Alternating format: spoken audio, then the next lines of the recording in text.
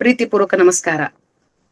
ನಾವು pyramid meditation channel Bagalkot ಮೂಲಕ ಪ್ರತಿ ವಾರ ಆತ್ಮ ಸಂಭಾಷಣೆ ಅನ್ನುವ ಕಾರ್ಯಕ್ರಮದ ಅಡಿಯಲ್ಲಿ ಅತ್ಯಂತ ಹೆಚ್ಚು ಆಧ್ಯಾತ್ಮಿಕ ಸೇವೆಯನ್ನ ಸಲ್ಲಿಸಿದಂತಹ ಮಹನೀಯರನ್ನ ಪರಿಚಯ ಮಾಡಿಕೊಳ್ತಾ ಇದ್ದೀವಿ. ಇಂದು ಈ ವೇದಿಕೆಯಲ್ಲಿ ನಮ್ಮೊಂದಿಗೆ ಗೌರವಾನ್ವಿತ ಬ್ರಹ್ಮರ್ಷಿ ಡಾಕ್ಟರ್ ಬಿ ಶಿವರಾಮಪ್ಪ ಸರ್ ಅವರು ನಮ್ಮೊಂದಿಗಿರುವುದು ನಮ್ಮೆಲ್ಲರ ಹೆಮ್ಮೆಯ ವಿಷಯ, ತುಂಬಾ ಸಂತೋಷದ ವಿಷಯ ಕೂಡ ಹೌದು. ಅವರು MSc ಯೋಗ ಹಾಗೂ PhD ಯೋಗದಲ್ಲಿ ಅವರು MSc ಹಾಗೂ PhD ಮುಗಿಸಿದಂತಹ, ಸಂಸ್ಕೃತದಲ್ಲಿ ಸಾಕಷ್ಟು ಅಧ್ಯಯನ ಮಾಡಿದಂತಹ ಪಂಡಿತರು. PSSM ವತಿಯಿಂದ ಅವರಿಗೆ ಧ್ಯಾನರತ್ನ ಹಾಗೂ ಬ್ರಹ್ಮರ್ಷಿ ಪದವಿಯನ್ನ ನಮ್ಮೆಲ್ಲರ ಪ್ರೀತಿಯ ಗುರುಗಳಾಗಿರುವಂತಹ ಪತ್ರಿಜಿ ಸರ್ ಅವರು ನೀಡಿರುವಂತದ್ದು. ಆ ಬ್ರಹ್ಮರ್ಷಿ ಪದವಿಗೆ ತಕ್ಕಂತೆ ಅವರು ಯಾವಾಗಲೂ ಎಂಥದೇ ಪರಿಸ್ಥಿತಿಯಲ್ಲಿ ಸ್ಥಿತಪ್ರಜ್ಞರಾಗಿ ಏಕತ್ವದಲ್ಲಿ ಸದಾ ಜೀವಿಸ್ತಾ ಇದ್ದಾರೆ. ಯಾವಾಗ್ಲೂ ಅದ್ವೈತದಲ್ಲೇ ಜೀವಿಸ್ತಾ ಇರುವ ನಮ್ಮೆಲ್ಲರಿಗೂ ಮಾದರಿ ಮತ್ತು ಸ್ಫೂರ್ತಿಯಾಗಿರುವಂತಹ ಒಬ್ಬ ಮಹಾನ್ ವ್ಯಕ್ತಿ ಅಂತ ತಿಳಿಬಹುದು. ಅವರು ಪ್ರಾಪಂಚಿಕವಾಗಿ BSNL ಒಂದು ಇಲಾಖೆಯಲ್ಲಿ ಮಾಜಿ ಮುಖ್ಯ ಲೆಕ್ಕಾಧಿಕಾರಿಯಾಗಿ ಸೇವೆ ಸಲ್ಲಿಸಿದವರು. ಈಗ ನಿವೃತ್ತರಾಗಿ ತಮ್ಮ ಜೀವನವನ್ನು ಸಾಗಿಸ್ತಾ ಇದ್ದಾರೆ. ಇಂತಹ 74ರ ವಯಸ್ಸಿನಲ್ಲಿಯೂ ಸಹ ಸದಾ ಕ್ರಿಯಾಶೀಲರಾಗಿದ್ದು ಆನ್ಲೈನ್ ನಲ್ಲಿ ಮತ್ತು ಆಫ್ಲೈನ್ ನಲ್ಲಿ ಆಧ್ಯಾತ್ಮಿಕ ಜ್ಞಾನವನ್ನ ನಿರಂತರವಾಗಿ ಹಂಚ್ತಾ ಬರ್ತಾ ಇದ್ದಾರೆ. ಈಗಲೂ ಕೂಡ ನಮ್ಮೆಲ್ಲರಿಗೂ ನಾವು ಪ್ರತಿ ಬಾರಿ ಕಡತಾಲ್ನಲ್ಲಿ ನೋಡಿದಾಗ ಕೈಲಾಸಪುರಿಯಲ್ಲಿ ಕೂಡ ಈಗಲೂ PSSA ಪಿರಮಿಡ್ ಸ್ಪಿರಿಚುವಲ್ ಸೈನ್ಸ್ ಅಕಾಡೆಮಿಯನ್ನ ಸ್ಥಾಪಿಸುವ ಮೂಲಕ ನಿರಂತರವಾಗಿ ದೇಶ ಮತ್ತು ವಿದೇಶಗಳಲ್ಲಿ, ಈಗಾಗಲೇ ಅವರು ವಿದೇಶಗಳಲ್ಲಿ ಅಂದ್ರೆ ಮಲೇಷ್ಯಾ, ಶ್ರೀಲಂಕಾ, ಈಜಿಪ್ಟ್, ದಕ್ಷಿಣ ಆಫ್ರಿಕಾ, ವಿಯೆಟ್ನಾಂ, ಚೀನಾ, ಥೈಲ್ಯಾಂಡ್ ಹೀಗೆ ಹಲವಾರು ದೇಶಗಳಲ್ಲಿ ತಮ್ಮ ಉಪನ್ಯಾಸವನ್ನ ನೀಡುತ್ತಾ ಈ ಆಧ್ಯಾತ್ಮಿಕ ಜ್ಞಾನವನ್ನ ಕೊಡ್ತಾ ಬಂದಿದ್ದಾರೆ. ಇನ್ನು PSSA ಮೂಲಕ 1ರಿಂದ LKG 1ರಿಂದ 12ನೇ ಕ್ಲಾಸ್ ಮಕ್ಕಳಿಗೆವರೆಗೂ ಅವ್ರು ಏನ್ ಮಾಡಿದ್ದಾರೆ ಅಂದ್ರೆ ಆಧ್ಯಾತ್ಮಿಕ ಪುಸ್ತಕಗಳನ್ನ ತಾವೇ ರಚನೆ ಮಾಡಿದ್ದಾರೆ. ಆದ್ರಿಂದ ಆ PSSA ಅಕಾಡೆಮಿ ಅನ್ನೋದು ಸುಮ್ಮನೆ ಅಲ್ಲ, ಪತ್ರಿಜಿ ಅವರ ಒಂದು ಆಶಯದಂತೆ ಕೋರ್ಸ್ಗಳನ್ನ ಮಾಡಬೇಕು ಮತ್ತು ಒಂದು ಸಿಸ್ಟಮೆಟಿಕ್ ವೇದಲ್ಲಿ ಆಧ್ಯಾತ್ಮಿಕ ಶಿಕ್ಷಣವನ್ನು ಕೊಡಬೇಕು ಅನ್ನೋ ಕಾರಣಕ್ಕೆ ISO ಪ್ರಮಾಣಿತ ಆಗಿರುವಂತ ಇಂಥ ಒಂದು ಅಕಾಡೆಮಿಯ ಅಧ್ಯಕ್ಷರು ಆಗಿರುವಂತ ಸ್ಥಾಪಕರು ಆಗಿದ್ದು, ಜೊತೆಗೆ ಪಿರಮಿಡ್ ವ್ಯಾಲಿ ಇಂಟರ್ನ್ಯಾಷನಲ್ ನಲ್ಲಿ ಅವರು ಏನಾಗಿದೆ ಟ್ರಸ್ಟಿ ಆಗಿ ಕೂಡ ಸೇವೆಯನ್ನು ಸಲ್ಲಿಸ್ತಾ ಇದ್ದಾರೆ. ಮತ್ತು ಈ ಮುಂಚೆ ಕರ್ನಾಟಕ ಪಿರಮಿಡ್ ಧ್ಯಾನ ಪ್ರಚಾರ ಟ್ರಸ್ಟ್ ನ ಸ್ಥಾಪಕ ಸದಸ್ಯರು ಆಗಿದ್ರು. ಸ್ವತಃ ಪತ್ರಿಜಿ ಇವರ ಇಂಟರ್ವ್ಯೂ ಮಾಡಿದಾಗ PMCಯಲ್ಲಿ ನಾವು ನೋಡಿದ್ರೆ ನಿಜವಾಗ್ಲೂ ಅವರ ಮಹತ್ವ ಗೊತ್ತಾಗ್ತದೆ. ಇಂಥವರು ಅವರ ಜೀವನ ಹೇಗಿತ್ತು, ಹೇಗೆ ಧ್ಯಾನಕ್ಕೆ ಬಂದ್ರು, ಅವರ ಆತ್ಮದ ಪ್ರಯಾಣ ಹೇಗಿತ್ತು ಅನ್ನೋದನ್ನ ನಾವ್ ಇನ್ನೂ ಹೆಚ್ಚು ವಿಷಯಗಳನ್ನ ಅವರಿಂದಲೇ ತಿಳಿದುಕೊಳ್ಳೋಣ ಅಂತ ಹೇಳ್ತಾ, ಸರ್ PMC ಬಾಗಲಕೋಟೆ ವತಿಯಿಂದ ತಮಗೆ ಪ್ರೀತಿಪೂರ್ವಕ ಸ್ವಾಗತ ಸರ್. ತುಂಬಾ ಧನ್ಯವಾದ. Thank you sir. ತಾವು ಮೂಲತಃ ಆಂಧ್ರದವರು ಅಂತ ನಮ್ಗೆ ಗೊತ್ತು ಸರ್. ಆದ್ರಿಂದ ತಮ್ಮ ಬಾಲ್ಯ, ತಮ್ಮ ಆ ಜೀವನದ ಕುರಿತು, ತಂದೆ ತಾಯಿ ತಮ್ಮ ಬಾಲ್ಯದ ಜೀವನ ಕುರಿತು ನಮಗೆ ಹೇಳ್ಬೇಕು ಸರ್ ಒಂದಷ್ಟು. ನೀವು ಹೇಳಿದ ರೀತಿ ನಮ್ಮ ನೇಟಿವ್ ಪ್ಲೇಸ್ ಬಂದು ಕರ್ನೂಲು ಪಕ್ಕದಲ್ಲಿ ಮೈನೂರು ಟೌನ್ ಇದೆ. ಅಲ್ಲಿಂದ ನಾವು ಕರ್ನೂಲಿಗೆ ಶಿಫ್ಟ್ ಆದ್ವಿ. ಅಲ್ಲಿ ನನ್ನ ವಿದ್ಯಾಭ್ಯಾಸ ಆಯಿತು. ಹೊರಗಡೆ ಎಲ್ಲಾನು ಆಂಧ್ರ ಭಾಷಾ, ಆದರೆ ನಮ್ಮ ಮಾತೃಭಾಷೆ ಬಂದು ಕನ್ನಡ ಆಗಿತ್ತು. ಆವಾಗ ಆ ಕನ್ನಡ ತೆಲುಗು ಎಲ್ಲ ಮಿಕ್ಸ್ ಆಗ್ತಾ ಇತ್ತು. ನಮ್ಮ ಕನ್ನಡ ಆ ರೀತಿ ಆಗಿರ್ತಿತ್ತು. ಸೊ ಆಂಧ್ರದಿಂದ ನಾನು ಉದ್ಯೋಗ ರೀತ್ಯ ನಾನು ಆ್ಯಕ್ಚುಲಿ ಸೆಂಟ್ರಲ್ ಗವರ್ಮೆಂಟ್ ಆಫೀಸರ್ನಲ್ಲಿ ಆಲ್ ಇಂಡಿಯಾ ಪೋಸ್ಟ್ನಲ್ಲಿ ಬಂತು. ಸೊ ಪೋಸ್ಟ್ ಕಡೆ ವತಿಯಿಂದ ನಾನು ಗೋವಾಗೆ ಶಿಫ್ಟ್ ಆದೆ ಕರ್ನೂಲಿಂದ. ಅಲ್ಲಿಂದ ಮತ್ತೆ ಶೋಲಾಪುರ ಅಂತ, ಅಲ್ಲಿಂದ ಬೆಂಗಳೂರಿಗೆ ಬಂದ್ವಿ. ನಮ್ಮ ಮಧ್ಯದಲ್ಲಿ ಶಿಲ್ಲಾಂಗ್ಗೆ ಕೂಡ ಹೋಗಿ ಬಂದ್ವಿ. ಅಲ್ಲಿ ಒಂದು ಡೈರೆಕ್ಟರ್ ಪೋಸ್ಟ್ ಬಂತು. ಸ್ಯಾಟಲೈಟ್ ಕಮ್ಯುನಿಕೇಶನ್ಸ್ನಲ್ಲಿ ಡೈರೆಕ್ಟರ್ ಅಕೌಂಟ್ಸ್ ಆಗಿ ಕೆಲಸ ಮಾಡಿದೆ. ಇಲ್ಲಿ ಶಿಲ್ಲಾಂಗ್, ಇಟಾನಗರ್ ಶಿಲ್ಲಾಂಗ್ ಅಂತ ನಾರ್ತ್ ಈಸ್ಟ್ ಸ್ಟೇಟ್ಸ್ ಅಂತ ಇದೆಯಲ್ಲ, ಅಲ್ಲಿದ್ದೆ. ಒಂದು 2 ವರ್ಷ ಅಲ್ಲಿ ನಾವು ಕೆಲಸ ಮಾಡಿದ್ದಾಯಿತು, ಗವರ್ಮೆಂಟ್, ಸೆಂಟ್ರಲ್ ಗವರ್ಮೆಂಟ್ ಅದು. ಸೊ ಅಲ್ಲಿಂದ ಡೈರೆಕ್ಟ್ ಆಗಿ ಮತ್ತೆ ಬೆಂಗಳೂರು ಬಂದ್ವಿ. ಅದು 1997 ಆಯ್ತು. 1990 ಬಂದ್ವಿ. ಅಲ್ಲಿಂದ ಪತ್ರಿ ಸಾರು ನಮಗೆ 97ನಲ್ಲಿ ನಾವು ಪರಿಚಯ ಆಯ್ತು. ಎಲ್ಲಿ ಸರ್, ಎಲ್ಲಿ, ಯಾವಾಗ? ಪತ್ರಿ ಸಾರು ಆಂಧ್ರದಲ್ಲಿ ಒಂದು 10 ವರ್ಷ ಕಾಲ 85 to 95 ಎಲ್ಲ ಚೆನ್ನಾಗಿ ಈ ಧ್ಯಾನ ವ್ಯಾಪ್ತಿಗೆ ತನ್ನ ಜೀವನವನ್ನು ವೆಚ್ಚ ಮಾಡಿ ಕೆಲಸ ಮಾಡ್ತಾ ಇದ್ರು. ಆವಾಗ ಅವರು ಆಂಧ್ರದಿಂದ ಕರ್ನಾಟಕಕ್ಕೆ ಮೊದಲಾಗಿ ಬಳ್ಳಾರಿಗೆ ಬಂದರು. ಯಾವಾಗ 96, 97 ಆ ಪ್ರಾಂತದಲ್ಲಿ. ಅಲ್ಲಿಂದ ಬೆಂಗಳೂರಿಗೆ ಬಂದರು. 97 ಆಗಸ್ಟ್ ಸೆಪ್ಟೆಂಬರ್ನಲ್ಲಿ ಬೆಂಗಳೂರು ಸಿಟಿಗೆ ಅವರು ಹೊಸದಾಗಿ ಪ್ರಥಮವಾಗಿ ಅವರು ಮತ್ತೆ ಅವ್ರ ಜೊತೆಯಲ್ಲಿ ಸಾಯಿ ಕುಮಾರ್ ರೆಡ್ಡಿ ಅವರಿದ್ರು, ಇವಾಗ ಕೂಡ ಇದ್ದಾರಲ್ಲ, ಅವರು ಅವರ PA ತರ ಕೆಲಸ ಮಾಡ್ತಾ ಇದ್ರು. ಒಳ್ಳೆಯ ವ್ಯಕ್ತಿ. ಅವರಿಬ್ಬರು ಬೆಂಗಳೂರು ಸಿಟಿಗೆ ಧ್ಯಾನ ವ್ಯಾಪ್ತಿಯಾಗಿ ಬಂದ್ರು ಅವತ್ತು. ಬಂದ್ರಿಂದ ಆ ಸಂಘಟನೆ ಮುಂಚೆ ಏನಾಯ್ತು, ನನಗೆ ಇನ್ಫಾರ್ಮೇಶನ್ ಸಿಕ್ತು. ನಮ್ಮ ಒಬ್ಬ ಕರ್ನೂಲಿಂದಾನೇ ಬಂದ್ರು ಅವ್ರು ಅಲ್ಲಿಗೆ. ಕರ್ನೂಲಲ್ಲಿ ನಮ್ಮ ಬಂಧುಗಳು ಇದ್ದಾರಲ್ಲ, ಅವರು ಈ ಸಮಾಚಾರ ತಿಳಿದುಕೊಂಡು ನನಗೆ ಒಂದು ಫೋನ್ ಮಾಡಿದ್ರು. ಯಾವಾಗ ಮಾಡಿದ್ರು ಅಂದ್ರೆ ಮುಂದೆ ದಿನ ರಾತ್ರಿ 12 ಗಂಟೆಗೆ ಫೋನ್ ಬಂದ್ರು ನನಗೆ. ಅದು ಏನಪ್ಪಾ ಅಂತ ನೋಡಿದ್ರೆ, ನಾಳೆ ಬೆಳಗ್ಗೆ ಸ್ವಾಮೀಜಿ ಅವ್ರು ಬರ್ತಾರೆ, ನೀವು ಹೋಗಿ ರಿಸೀವ್ ಮಾಡ್ಕೋಬೇಕು ಅಂತ ಒಂದು ಸುದ್ದಿ ಕೇಳಿದ್ರು. ಅದು ಈ ಒಂದು ಧ್ಯಾನ ಜೀವನಕ್ಕೆ ನಾಂದಿ. ಅಲ್ಲಿಂದಾನೇ ಶುರುವಾಯ್ತು. ಆದ್ರೂ ಕೂಡ ನಾನು ಎಷ್ಟೋ ಸ್ವಾಮಿಗಳು ಬರ್ತಾ ಇರ್ತಾರೆ, ಅಲ್ಲಿ ಹೋಗ್ತಾರೆ. ಅಲ್ಲಿಗೆ ನಾನು ಗೌರ್ಮೆಂಟ್ ಆಫೀಸರ್ ಅಲ್ಲ, ಎಷ್ಟೋ ಸ್ಟೇಷನ್ಸ್ ತಿರುಗುತ್ತಾ ಪ್ರತಿಯೊಂದು ಸ್ಟೇಷನ್ ಅಲ್ಲಿ ಪೋಸ್ಟ್ ಮಾಡಿದ್ದ ಸ್ಟೇಷನ್ ಅಲ್ಲಿ ಎಲ್ಲ ಕೂಡ ಅಲ್ಲಿರುವಂತ ಮುಖ್ಯಸ್ಥರಿಗೆ ಪರಿಚಯ ಮಾಡ್ತಾ ಇರ್ತಾರೆ. ಸೊ ಸ್ವಾಮೀಜಿಗಳನ್ನ ನೋಡಿದಾಯ್ತು.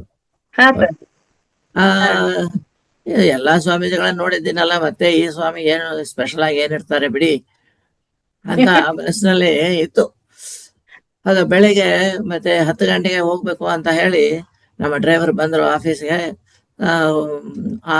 ಸಡನ್ ಆಗಿ ನಾನು ಹೇಳಿದೆ, ಏನು ಸ್ವಾಮೀಜಿ ಹೇಳಿದ್ದಾರೆ, ಪಾಪ ರಾತ್ರಿ ಹೊತ್ತಿನಲ್ಲಿ ಫೋನ್ ಮಾಡಿ ಅಷ್ಟು ತ್ರಾಸು ತಗೊಂಡಿದ್ದಾರೆ, ನಾವು ಯಾಕೆ ಅಲ್ಲ ಅಂತ ಯಾಕೆ ಹೇಳ್ಬೇಕು ಅಂತ ಹೇಳಿ, ಸರಿ ಈ ಕಡೆ ಹೋಗ್ಯಪ್ಪ, ಸ್ವಾಮೀಜಿ ಅವರೇ ಇದ್ದಾರೆ, ಜಯನಗರ ಅಂತ ಒಂದು ಲೊಕ್ಯಾಲಿಟಿ ಹೇಳಿದ್ರು ಅವರು. ಸೊ ಅಲ್ಲಿಗೆ ಹೋಗಿ ಅಂತ ಹೇಳಿದೆ ನೋಡಿ. ಅದು ಡೈವರ್ಟ್ ಆಯ್ತು. ಆಫೀಸ್ ಹೋಗೋ ವೆಹಿಕಲ್ ಜಯನಗರಿಗೆ ಹೋಯ್ತು. ಅಲ್ಲಿ ಹೋದ್ಮೇಲೆ ಸೊ ಅಲ್ಲಿ ಇಬ್ಬರೇ ವ್ಯಕ್ತಿಗಳಿದ್ರು. ಯಾರು ಸ್ವಾಮೀಜಿ ಅಂತ ನನಗೆ ಗೊತ್ತಿಲ್ಲ. ಇಬ್ರು ನಮ್ಮ ಪತ್ರಿಜಿ ಅವರು ಕೂಡ ಶರ್ಟು ಪ್ಯಾಂಟಿನಲ್ಲಿ ಇದ್ರು ಅವಾಗ. ಆ ಸ್ವಾಮೀಜಿ ವೇಷಭೂಷಣ ಯಾವುದು ಇಲ್ಲ, ಆಕಾರಗಳೇ ಇಲ್ಲ. ಅದು ಸಾಧಾರಣವಾಗಿ ಒಂದು ಎಂಪ್ಲಾಯಿ ತರ ಇದ್ರು ಅವ್ರು ಕೂಡ. ಸೊ ನಾನು ಹೋಗಿ ಯಾರನ್ನ ಮಾತಾಡ್ಸ್ಬೇಕು, ಯಾರು ಸ್ವಾಮೀಜಿ ಇದರಲ್ಲಿ. ಇನ್ನೊಬ್ರು ಇದ್ರು, 3 ಜನ ಏನೋ ಇದ್ರು. ಅವರು ಅನಂತಪುರದಿಂದ ಒಬ್ಬ ಮಾಸ್ಟರ್ ಬಂದಿದ್ದ, ಅವ್ರದ್ದು ಅದು ಆಕ್ಚುಲಿ ಆ ಬಿಲ್ಡಿಂಗು ಅಲ್ಲಿ ಎಳ್ದಿದ್ದವ್ರು ಅವರಿದ್ರು. ಮತ್ತೆ ಇವರಿಬ್ರು ಇದ್ರು. ಇವರು ಒಬ್ರು ಸಾಯಿ ಕುಮಾರ್ ರೆಡ್ಡಿ ಅವರು ಮತ್ತು ಪತ್ರಿ ಸಾರು ಇದ್ರು. ಮೊದಲು ನನಗೆ ಗೊತ್ತಿಲ್ಲ, ಸಾಯಿ ಕುಮಾರ್ ರೆಡ್ಡಿ ಕೂಡ ಗೊತ್ತಿಲ್ಲ, ಯಾರು ಗೊತ್ತಿಲ್ಲ. ಹೊಸಬರು ಹೋಗಿ ಕುಂತ್ಕೊಂಡ್ಬಿಟ್ಟು, ಹೊಸಬರು ಅದರಲ್ಲಿ ಸ್ವಾಮೀಜಿ ಅಂತಾರೆ ಅಂತ ಹೇಳಿ ಸ್ವಲ್ಪ ದೂರ ಕುಂತ್ಕೊಂಡೆ, ಒಂದು 10 ಅಡಿ ದೂರ. ಮತ್ತೆ ಯಾರು ಇರ್ಲಿಲ್ಲ ಅಲ್ಲಿ, ನಾನು ಒಬ್ಬನೇ ಇದ್ದೆ. ಆ ಮನೆ ಕಡೆಯಲ್ಲಿಂದ ಯಾರೋ ಒಬ್ರು ಕುಂತ್ಕೊಂಡಿದ್ರು ಅಷ್ಟೇ. ಆದ್ಮೇಲೆ ಅಲ್ಲಿಂದ ಅವ್ರಿಬ್ರು ಇದ್ರಲ್ಲ, ಅವ್ರು ಯಾರನ್ನ ಮಾತಾಡ್ಸಿ ನನಗೆ ಗೊತ್ತಿಲ್ಲ ತಾನೆ, ಸುಮ್ಮನೆ ಕುಂತ್ಕೊಂಡ. ಅವಾಗ ಪತ್ರಿ ಸಾರಿ ಕರೆದ್ರು, ಎಂದಕ್ಕೂ ಅಂತ ದೂರ ಕೂರ್చున్నారు మీరు. ನೋಡಿದ್ರ ಎಷ್ಟು ದೂರ, ಯಾಕೆ ನೀವು ದೂರ ಕುಂತ್ಕೊಂಡಿದ್ರ ಅಂತ. ಅಲ್ಲಿನೇ ಒಂದು ದೊಡ್ಡ ತಪ್ಪು ಮಾಡಿದ್ದಾಯ್ತು. ಸೊ ಅದು ನನಗೆ ಸ್ಟ್ರೇಂಜ್ ಕ್ವಶನ್. ಅದು ಸಾಧಾರಣವಾಗಿ ಯಾರು ಹೇಳಲ್ಲ ಆತರ. ಎಲ್ಲಿ ಕೂತ್ಕೊಂಡ್ರೆ ಅವ್ರಿಗೇನ್ ಬಂತು, ಏನೋ ಕೇಳಿದ್ದು 1-2 ಮಾತು ಕೇಳ್ತಾರೆ, ಹೋಗ್ತಾರೆ. ಆ ತರ ಚೆನ್ನಾಗಿರಿ ಅಂತ ಹೇಳ್ತಾರೆ, ಹೋಗ್ತಾ ಇರ್ತಾರೆ. ನನಗೆ ಆ ಪ್ರಶ್ನೆ ಬರ್ತದಂತ ಅನ್ಕೊಂಡಿರ್ಲಿಲ್ಲ. ಆವಾಗ ಏನಾಯ್ತು ಅಂತಂದ್ರೆ, ಸರ್ ಸಮೀಪ ಬರ್ತೀನಿ ಸರ್ ಅಂತ ಸಮೀಪದಲ್ಲಿ ಹೋಗಿ ಕುಂತ್ಕೊಂಡ್ಬಿಟ್ಟೆ. ಸಮೀಪ ಹೋದ್ಮೇಲೆ ಅವರು ಏನೋ ಎಲ್ಲ ಶುಭವಾಗಿ ಇರ್ಲಿ, ಏನು ಸ್ವಲ್ಪ ಏನಾದ್ರು ವಿಚಾರಣೆ ಮಾಡ್ತಾರೆ ಅಂತ ನಾನು ತಿಳ್ಕೊಂಡಿದ್ದೆ. ಆದ್ರೆ ಅವರು ವಿಚಾರಣೆ ಏನ್ ಮಾಡಿಲ್ಲ. ಅವರು ಮತ್ತೊಂದು ಪ್ರಶ್ನೆ ಹಾಕಿದ್ರು. ಎಂತ ಪ್ರಶ್ನೆ ಗೊತ್ತಾಯ್ತಾ? ಪ್ರಶ್ನೆನೇ ನನ್ನ ಜೀವನವೆಲ್ಲ ಕಂಪ್ಲೀಟ್ ಆಗಿ ಬದಲಾಯಿಸಿತ್ತು. ಚೇಂಜ್ ಎಲ್ಲ ಬದಲಾವಣೆ ಆಯ್ತು. ಅಲ್ಲಿಂದಾನೇ ಶುರುವಾಯ್ತು. ಕಣ್ಣು ತೆರೆದಂಗ ಆಯ್ತು. ಆಕ್ಚುಲಿ ಎಂತ ಪ್ರಶ್ನೆ ಅದು ಗೊತ್ತಾಯ್ತಾ? ಹೇಳಿ ಅಯ್ಯಪ್ಪ ಸರ್. ಹೇಳಿದ್ರು, ನೀವು ಯಾತಕ್ಕೆ ನನ್ನ ನೋಡ್ಲಿಕ್ಕೆ ಬಂದ್ರಿ ಅಂತ ಪ್ರಶ್ನೆ ಹಾಕಿದ್ರು. See, why did you come? ನೀವು ಯಾಕೆ ಬಂದಿದ್ರಿ ಇಲ್ಲಿಗೆ ಅಂತ ನನಗೆ ಅರ್ಥ ಆಗಲಿಲ್ಲ. ಏನಪ್ಪ ಇದು ಪ್ರಶ್ನೆ, ಇದು ಈ ತರ. ಸೊ ಯಾತಕ್ಕೆ ಬರ್ತೀನಿ ನಾನು, ನನಗೇನ್ ಬೇಕಾಗಿಲ್ಲ. ಸ್ವಾಮೀಜಿ ಅಂತ ಹೇಳಿದ್ರು, ಬಂದ್ವಿ. ಏನೋ ದೊಡ್ಡವರು ಆಶೀರ್ವಾದ ತಗೊಂಡು ಹೋಗ್ಬೇಕು ಅಂತ ಬರ್ತೀವಿ ಅಷ್ಟೇ. ಬಟ್ ಈ ಒಂದು ಪ್ರಶ್ನೆ ಎಲ್ಲಿ ಕೂಡ ನಾನು ಕೇಳಿಲ್ಲ. ಎಷ್ಟೋ ಸ್ವಾಮೀಜಿಗಳನ್ನ ನೋಡಿರ್ತೀವಲ್ಲ. ಸೊ ಅವಾಗ ಆಯ್ತು, ಬಂದಿದ್ದು ಆಶೀರ್ವಾದ ಅಂತ ಹೇಳೋಣ ಅಂತ ಹೇಳಿ, ಸಾಧಾರಣವಾಗಿ ಎಲ್ಲರೂ ಯಾವ ತರ ಇದು ಉತ್ತರ ಕೊಡ್ತಾರೋ ಅದು ಅದೇ ರೀತಿ, ಸ್ವಾಮೀಜಿ ನೀವು ನಿಮ್ಮ ಆಶೀರ್ವಾದ ಬೇಕು ನಮಗೆ ಅಂತ ಹೇಳಿದೆ. ಅಲ್ಲಿಗೆ ಆಯ್ತು ಅಂತ ಅನ್ಕೊಂಡ್ವಿ. ಮತ್ತೊಂದು ಪ್ರಶ್ನೆ ಹಾಕಿದ್ರು ಕೂಡ್ಲೆ, నా ఆశీర్వాదం కావాలా మీకు? ఎందుకు చెప్పండి, ఎందుకు మీకు నా ಆಶೀರ್ವಾದ ಕಾవాలి? ಯಾಕೆ ನಿಮಗೆ ನನ್ನ ಆಶೀರ್ವಾದ ಬೇಕಾಗಿದೆ? ನೋಡಿದ್ರ, very very very strange question. Nobody would expected. ಯಾರು ಕೂಡ ಅಂತ ಪ್ರಶ್ನೆ ಬರ್ತದಂತ ಅಂದುಕೊಂಡಿರದೇ ಇರೋದು ಎಂಥವ್ರನ್ನಲ್ಲಿ. ಎಲ್ಲಾ ಸ್ವಾಮೀಜಿಗಳು ನೋಡ್ತಾ ಇರ್ತೀವಲ್ಲ, ಪಾದ ನಮಸ್ಕಾರಕ್ಕೆ ಅವ್ರು ನೋಡ್ತಾ ಇರ್ತಾರೆ. ನಾವು ಪಾದ ನಮಸ್ಕಾರ ಮಾಡಿದ್ರೆ ಶುಭ ಆಗಲಿ ಅಂತ ಹೇಳಿ ಮುಂದೆ ಹೋಗ್ತಾ ಇರ್ತಾರೆ. ಅಂಥದ್ದು ಅಯ್ಯಪ್ಪ ಇಷ್ಟೆಲ್ಲಾನು ವಿವರವಾಗಿ ಹೇಳ್ತಾ ಇದ್ದಾರೆ, ಯಾಕೆ ಬಂದ್ರಿ ನೀವು ಅಂತ. ಆವಾಗ ನನಗೆ ಅನಿಸ್ತು, ಪ್ರಶ್ನೆ ಬಹಳ ನನ್ನ ಬಗ್ಗೆ ಹೇಳ್ತಾ ಇದ್ದಾರೆ, ನನ್ನ ಬಗ್ಗೆ ಎಷ್ಟು ಕಾಳಜಿ ಮಾಡ್ಕೊಳ್ತಾ ಇದ್ದಾರೆ ಅನ್ನೋದು ಒಂದು ಮನಸ್ಸಿನಲ್ಲಿ ಬಂದ್ಬಿಡ್ತು ನನಗೆ. ಈಸ್ ಆಸ್ಕಿಂಗ್ ನೋ, ಯಾರು ಕೂಡ ಕೇಳಿಲ್ಲ ಆತರ. ಸೊ ನಮ್ಮ ಬಗ್ಗೆ ಕೇಳ್ತಾ ಇದ್ದಾರೆ ಅಂತ ಕೇಳಿ ಸರ್. ಬಟ್ ಆನ್ಸರ್ ಕೊಡ್ಲಿಕ್ಕೆ ಬಹಳ ಕಷ್ಟ ಆಯ್ತು ನನಗೆ. ಯಾಕಂತಂದ್ರೆ, ಯಾಕೆ ಆಶೀರ್ವಾದ ಯಾಕೆ ಬೇಕು ಅಂತಂದ್ರೆ, ಏನಾದ್ರೂ ನನಗೆ ಕಡಿಮೆ ಇದೆ, ಅದಕ್ಕೆ ನಮ್ಮ ಕೆಲಸಗಳು ಆಗ್ತಾ ಇಲ್ಲ. ಸೊ ನಮಗೆ ನಿಮ್ಮ ಒಂದು ಸಹಕಾರ ಬೇಕು, ನಿಮ್ಮ ಆಶೀರ್ವಾದ ಬೇಕು. ನಿಮ್ಮ ಆಶೀರ್ವಾದ ಬಲದಿಂದ ನನಗೆ ಒಳ್ಳೇದಾಗುತ್ತೆ ಅಂತ ನಾನು ಅನ್ಕೊಂಡು ನಿಮ್ಮ ಹತ್ರ ಬಂದೆ ಅಂತಾನೆ ಹೇಳ್ಬೇಕಾಗಿದೆ. ಅದಕ್ಕೆ ನನ್ನ ಮನ್ಸು ಒಪ್ತಾ ಇಲ್ಲ. ಯಾಕೆ ಅಂದ್ರೆ, ನನ್ನ ಪೋಸ್ಟ್ ಬಹಳ ದೊಡ್ಡ ಪೋಸ್ಟ್ ಬ್ಯಾಂಕ್ನಲ್ಲಿ, ಚೀಫ್ ಅಕೌಂಟ್ಸ್ ಆಫೀಸರ್. ಅವಾಗ ಇದು ಯಾವಾಗ 97 ಆ ಕಾಲದಲ್ಲಿ ಬಹಳ ದೊಡ್ಡ ಪೋಸ್ಟ್ ಅದು. ಸರ್, ತಾವು ಹಾಗಾದ್ರೆ ಆ ಹುದ್ದೆಯಲ್ಲಿ ಇರೋದ್ರಿಂದ ನಿಮ್ಗೆ ಒಂದು ಅಂದ್ರೆ ಕೇಳೋದಕ್ಕೆ ನಿಮ್ಗೆ ಒಳ್ಳೆ ಅದು ಏನ್ ಅರ್ಥ, ನನಗೆ ನಿಮ್ಮ ಸಹಕಾರ ಇಲ್ಲದೆ ಹೋದ್ರೆ ಕೇಳ್ಬೇಕಾ ಅಂತ, ಏನೋ ಸಮಥಿಂಗ್ ಇಸ್ ಲ್ಯಾಕಿಂಗ್ ಅಂತ. ನಮ್ಮ ಹತ್ರ ಏನು ಇಲ್ಲ, ಅದಕ್ಕೆ ಬೇಡ್ಕೊಂಡ್ಲಿಕ್ಕೆ ಬಂದಿದ್ವಿ ಅಂತ. Right sir. ಆದ್ರೂ ಕೂಡ ಏನಂದೆ, ಸರಿ ಅವೆಲ್ಲ ನಾವು ಮಾತಾಡಕ್ ಬರಲ್ಲ ಅಲ್ವಾ ಹೊಸಬರು ಅಂತ ಹೇಳಿ, ಆಯ್ತು ಸರ್ ನಿಮ್ಮ ಸಹಕಾರ ಬೇಕೇ ಬೇಕು ನಮ್ಮಂತವರಿಗೆ ಅಂತ ಹೇಳ್ಬಿಟ್ಟೆ. నా సహకారం మీకు కావాలి అంటే, మీ జీవితానికి నేను కావాలి. మీకు జీవించటం చేత కాదు, మీ జీవితం జీవించటానికి చేత కాదు. అందుకనే నా యొక్క ఆశీర్వాదం కావాలంటున్నావు. ఏమి ఆఫీసర్స్ అండి, ಎಂತ ಮಾತು ಬಿಟ್ಬಿಟ್ರಲ್ಲ. ರೋಚಕವಾಗಿದೆ ಕತೆ ನೋಡಿ, ಹೆಂಗೆ ಇದೆ ನೋಡಿ. ಅಂತ ಜೀವನದಲ್ಲಿ ಎಲ್ಲೂನು ಅಂತ ಪಾಠ ಸಿಗಂಗಿಲ್ಲ. ಅವ್ರಿಗೆ ಏನು ಹೇಳಿಲ್ಲ, ಬರೇ ಒಂದೇ ಒಂದು ಪ್ರಶ್ನೆ, ಒಂದು ಉತ್ತರ. ನೋಡ್ರಿ, ಅಷ್ಟು ಸಾಕು ನನ್ನ ಜೀವನದೆಲ್ಲ ಬದಲಾವಣೆ ಆಗೋಗ್ಬಿಡ್ತು. ನಿಜವಾಗಿ ಏನಪ್ಪ, ಎಲ್ಲರ ಆಶೀರ್ವಾದಕ್ಕೋಸ್ಕರ ಹೋಗ್ತಾ ಇದ್ದೀವಲ್ಲ, ಅಂದ್ರೆ ನಮ್ಮ ಕೈಲಿ ಏನು ಆಗೋದಿಲ್ವಾ? ನಮ್ಮ ಒಂದು ಶಕ್ತಿಯನ್ನು ನಮಗ್ ಗೊತ್ತಿಲ್ವಾ ಅಂತ ನಾವು ಆಲೋಚನೆ ಮಾಡ್ತಾ ಇದ್ದಲ್ಲೇ ಇನ್ನೊಂದು ಮಾತು ಹೇಳಿದ್ರು ಸಾರು. ನಿಮ್ಗೆ ಈ ಒಂದು ಅದ್ಭುತವಾದಂತ ರಹಸ್ಯ ನಿಮ್ಗೆ ಗೊತ್ತಿಲ್ವಾ? ಅಹಂ ಬ್ರಹ್ಮಾಸ್ಮಿ ಅನ್ನೋದು ಕೇಳಿಲ್ವಾ ನೀವು? ನಿಮ್ಮಲ್ಲೇ ಇರುವಂತಹ ಶಕ್ತಿಯನ್ನೇ ಭಗವಂತ ಅಂತ ಹೇಳ್ತಾರೆ, ಗೊತ್ತಿಲ್ವಾ ಅಂತ ಹೇಳ್ಬಿಟ್ರು. ಅದು ಮತ್ತೆ ಏನಂದ್ರೆ ಸಿಮೆಂಟ್ ಮಾಡ್ದಂಗ ಆಯ್ತು ನನಗೆ. ಯಾಕಂದ್ರೆ ನಾನು ಚಿಕ್ಕ ವಯಸ್ಸಿನಲ್ಲಿ ಸಂಸ್ಕೃತ ಅಧ್ಯಯನ ಮಾಡಿದ್ದಾಯ್ತು. ಈ ಪದಗಳೆಲ್ಲನೂ ನನಗೆ ಗೊತ್ತು. ಈ ಅಹಂ ಬ್ರಹ್ಮಾಸ್ಮಿ, ತತ್ವಮಸಿ ಸಂಸ್ಕೃತ ಅಧ್ಯಯನ ಮಾಡಿದ್ದೀನಿ ಬಹಳಷ್ಟು. 10ನೇ ತರಗತಿವರೆಗೆ 10 ವರ್ಷ ಕಾಲ ನಾನು ಸಂಸ್ಕೃತ ಅಧ್ಯಯನದಲ್ಲಿದ್ದೆ. ಹ್ಮ್. ಮೇಘ ಸಂದೇಶ, ರಘುವಂಶ, ಕುಮಾರ ಸಂಭವ, ಪತ್ರಪ, ರುದ್ರೇಯ, ಕಾದಂಬರಿ, ಭಟ್ಟಬಾಣ ಬರೆದಿದ್ದಂಥ ಎಲ್ಲಾ ಗ್ರಂಥಗಳನ್ನು ಒಂದ್ಸಲ ತಿರುಗಿ ನೋಡಿದ್ದಾಯ್ತು. ಆದರೆ ನಮ್ಮ ಮಾಸ್ಟರ್ಸು ಈ ವಿಷಯಗಳು ಇದೆಲ್ಲನೂ ಓದಿದ್ದಾಯ್ತು. ಆದ್ರೆ ಈ ಒಂದು ಜ್ಞಾನ ಅನ್ನುವುದು ನಮ್ಮ ಜೀವನಕ್ಕಾಗಿ ಅಂತ ನಮ್ಮ ಮಾಸ್ಟರ್ಸ್ ಹೇಳಿಲ್ಲ. ಅದು ಕೇವಲ ಪರೀಕ್ಷಕ್ಕಾಗಿ, ಪ್ರಶ್ನಾ ಪತ್ರಕಕ್ಕೆ ಆನ್ಸರ್ಸ್ ಕೊಡಬೇಕಾಗಿ ಅವ್ರು ಆನ್ಸರ್ಸ್ ಹೇಳ್ತಾ ಇದ್ರು, ಪುಸ್ತಕಗಳು ಓದ್ತಾ ಇದ್ವಿ. ನೋಡಿದ್ರ ಎಷ್ಟು ಅದರ ಒಂದು ಮಹತ್ವ ಅನ್ನುವುದು ಓದು ಅಂತಂದ್ರೆ ಎದಕ್ಕೆ ಓದ್ಕೊಂತ ಇದೀವಿ ಎಂಬುದೇ ಗೊತ್ತಿಲ್ಲ. ಆ ಕಾರಣದಿಂದ ಈ ಒಂದು ಮಾತು ನಾನು ಕೇಳಿದ ನಂತರ, ಪತ್ರಿಜಿ ಮಾತುಗಳನ್ನು ಕೇಳಿದ ನಂತರ ನನಗೆ ಸ್ಫುರಣಕ್ಕಾಯ್ತು. ಚಿಕ್ಕ ವಯಸ್ಸಿನಲ್ಲಿ ಓದಿದ್ದೆಲ್ಲಾನು ನನಗೆ ಇದ್ರ ಸಲುವಾಗಿ ನಾವು ಓದ್ಕೊಂಡಿದ್ದೀವಿ, ಅದು ನಮಗೆ ಬಳಸಲಿಲ್ಲ ಜೀವನದಲ್ಲಿ. ಅದಕ್ಕೆ ನಮ್ಮ ಟೀಚರ್ಸ್ಗೆ ಇಂಥ ಒಂದು ಪರಿಜ್ಞಾನ ಅವರಿಗೆ ಕೂಡ ಇದ್ದಂಗೆ ಇಲ್ಲ ಅಂತ ರೂಢಿ ಆಯ್ತು.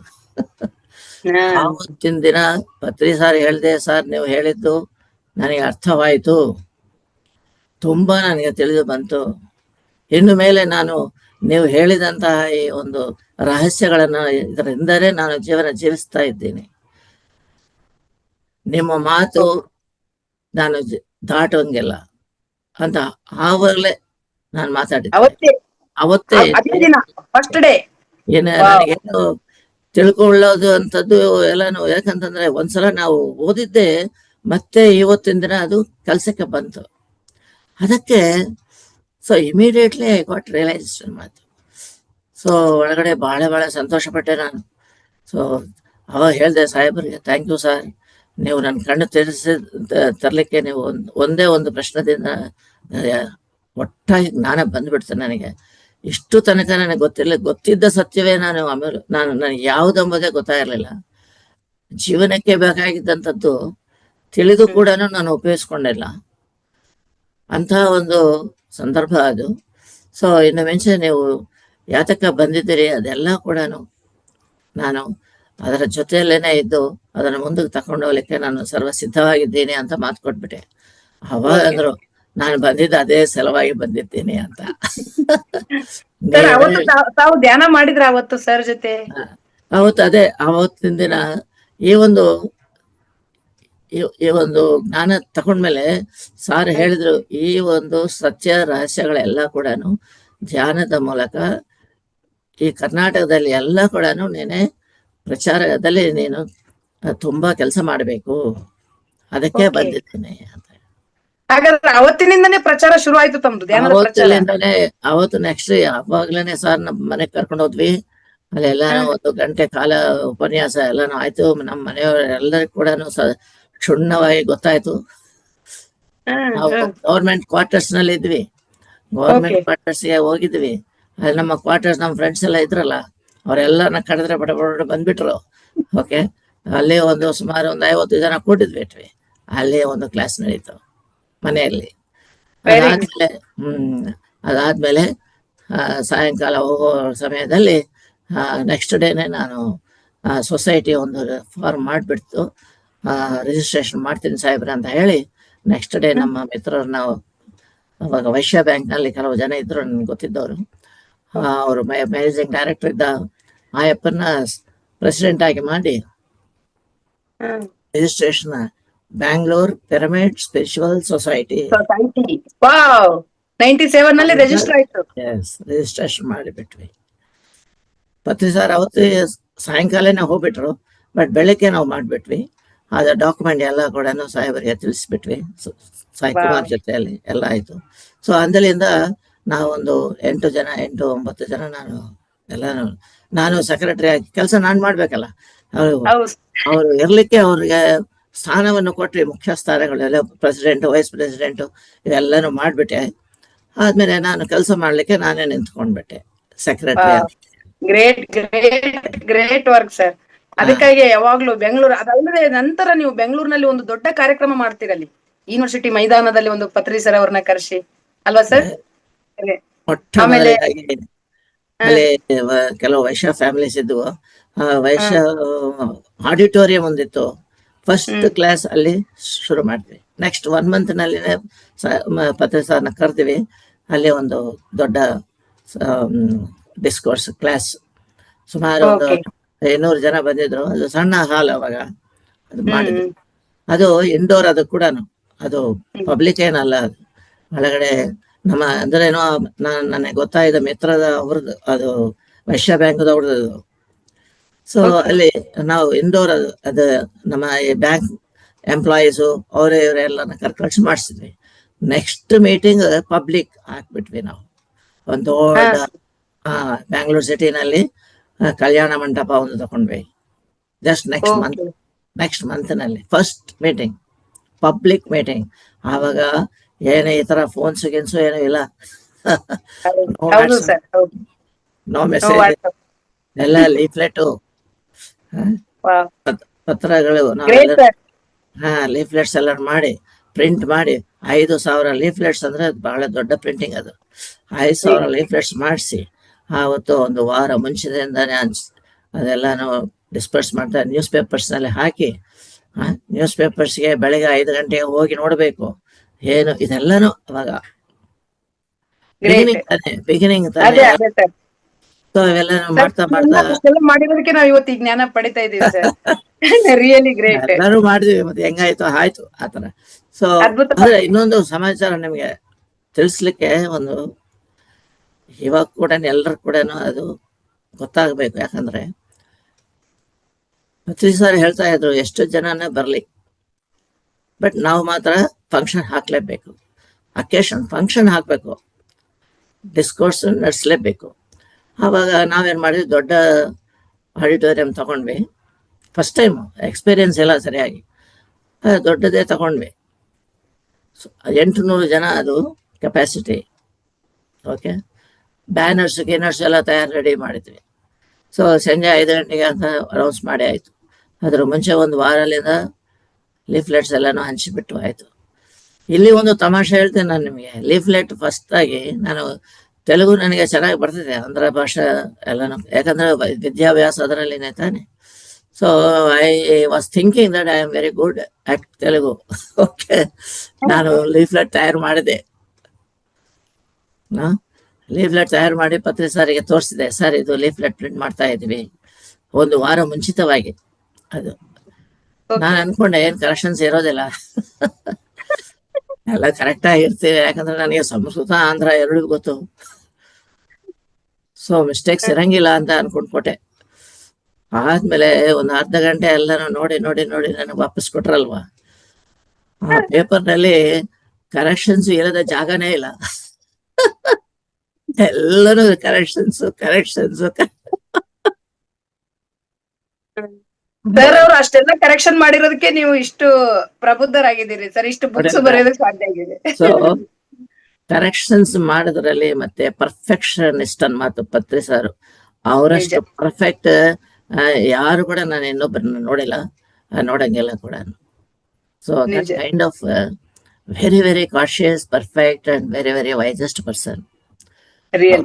ಓಕೆ, ಅಂತ ಅವರು ಆ ಫ್ಯಾಮ್ಲೆಟ್ ನಲ್ಲಿ ನೋಡಿದ್ರೆ ಕೂಡ ನಂಗೆ ಗೊತ್ತಾಯ್ತು. ಏನು ಗೊತ್ತಿಲ್ಲ, 0 marks. Now you are 100 counted out of 100 sir. ಬ್ರಹ್ಮರ್ಷಿ ಮಾಡ್ಕೊಂಡು ಸರಿ. ಫಸ್ಟ್ ಮೀಟಿಂಗ್ ಚೆನ್ನಾಗಿ ಆಗ್ಬೇಕು ಅಂತ ಎಷ್ಟೋ ಕಷ್ಟಪಟ್ರು ಪಾಪ ನಮ್ಮ ಫ್ರೆಂಡ್ಸ್ ಎಲ್ಲಾರು. ಅವಾಗ ಕ್ವಾರ್ಟರ್ಸ್ ನಲ್ಲಿ ಇದ್ದವ್ರನ್ನ ಅವ್ರನ್ನೆಲ್ಲಾನು ಬೇಡ್ಕೊಂಡು ಎಲ್ಲ ಮಾಡಿದ್ವಿ. ಆದ್ರೆ 5 ಗಂಟೆಗೆ ಎಷ್ಟು ಜನ ಬರ್ತಾರ ಅಂಬೋದು ಗೊತ್ತಿಲ್ಲ ಅಲ್ವಾ, ಫಸ್ಟ್ ಟೈಮ್. ಸೊ ನಾವೆಲ್ಲ ಹೋದ್ವಿ, ನಾವು ಒಂದು 10 ಜನ ಇದ್ವಿ ಅಲ್ಲಿ. 5 ಗಂಟೆ ಆಯ್ತು, 5:15 ಆಯ್ತು, ಏನು ಆಡಿಯನ್ಸೇ ಇಲ್ಲ. ಆಡಿಯನ್ಸೇ ಪತ್ರಿ ಸಾರ್ ಬಂದ್ರು. ಪತ್ರಿ ಸಾರ್ ಬಂದ ಮೇಲೆ ನಿಧಾನವಾಗಿ ಒಂದು 20 ಜನ ಬಂದ್ರು. ಆದ್ಮೇಲೆ ನಾವು ನೋಡ್ತೀವಿ ಯಾರಿಲ್ಲ. Only 20 people were there for 800 capacity ಹಾಲ್. ಇದು ನನಗೆ ಚಿರಸ್ಮರಣೀಯ. ಇದು ನಾನು ಮರ್ಸೋಂಗಿಲ್ಲ. ನಿಜನೇ. ಮತ್ತೆ 800 ಜನರ ಕೆಪಾಸಿಟಿ ಇರುವ ಒಂದು ಓನ್ಲಿ 20, ಓನ್ಲಿ ಫಸ್ಟ್ ಇನ್ನು ಯಾರು ಇಲ್ಲ.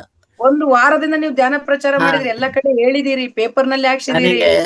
ನನಗೆ ಅನಿಸ್ತು ಸರ್, ಪಾಪ ಏನ್ ಸರ್ ಇಷ್ಟೆಲ್ಲ ಕಳ್ಸಿ ಬೇರೆ ಬೇರೆ ಊರ್ಲಿಂದ ಬಂದಿದ್ದಾರೆ, ಎಷ್ಟ್ ಏನ್ ಏನ್ ಅಂತಾರೋ ಏನೋ ಅಂತ ಅದೊಂದು ಮನಸ್ಸಿನಲ್ಲಿ ಇತ್ತು. ಆದ್ರೆ ಪತ್ರಿ ಸರ್ ಮಹಾನುಭಾವ ಅಪ್ಪ, ಏನು ಇದೆಲ್ಲಾನು ಆಟ ಇದು. ಇವತ್ತು ನಮ್ಗೆ ಗೊತ್ತಾಗುತ್ತೆ, ನಿಜ ಸರ್. ಇವತ್ತಿಂದ ನಮ್ಗೆ ಅರ್ಥ ಆಗಲಿಲ್ಲ.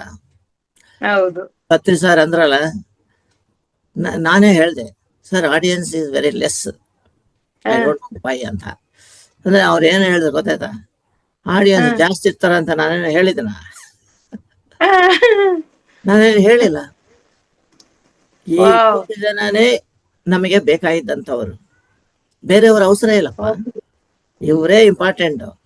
ಇವರಿಂದನೇ ಇಡೀ ಬೆಂಗಳೂರೆಲ್ಲಾನು ಹೋಗುತ್ತೆ ಅಂತ ಆ ಮಾತುಗಳಿಗೆ ಎಷ್ಟು ಎನ್ಕರೇಜ್ ಮಾಡ್ತಾವ ಗೊತ್ತಾಯ್ತಾ.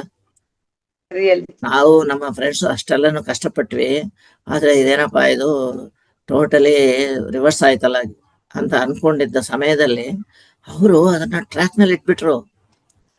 ಅದನ್ನ ಏನೇನು ಮಾತಾಡಿರಲಿಲ್ಲ, ಚೆನ್ನಾಗಿ ಅವ್ರು ನಗನಗ್ತಾ ಸ್ಟೇಜ್ ಹಾಕಿದ್ರು. ಅವ್ರು ಹೇಳಿದ್ರು, ಅದ್ಭುತವಾದಂತಹ ಒಂದು ಜನರು, ಬಂದಿದ್ದವರೇ ನಮ್ಮ ಭಕ್ತರು, ಬಂದಿದ್ದವರೇ ದೇವರು, ಇವ್ರಲಿಂದಾನೇ ನಾವು ಹೇಳಿದ್ದೆಲ್ಲ ಕೂಡ ಕರ್ನಾಟಕ ಎಲ್ಲ ಕೂಡ ಹೋಗುತ್ತಪ್ಪ ಅಂತ ಹೇಳಿ ಆವತ್ತಿನ ದಿನ ಒಂದು ಪಾಠ ಹೇಳಿದ್ರು.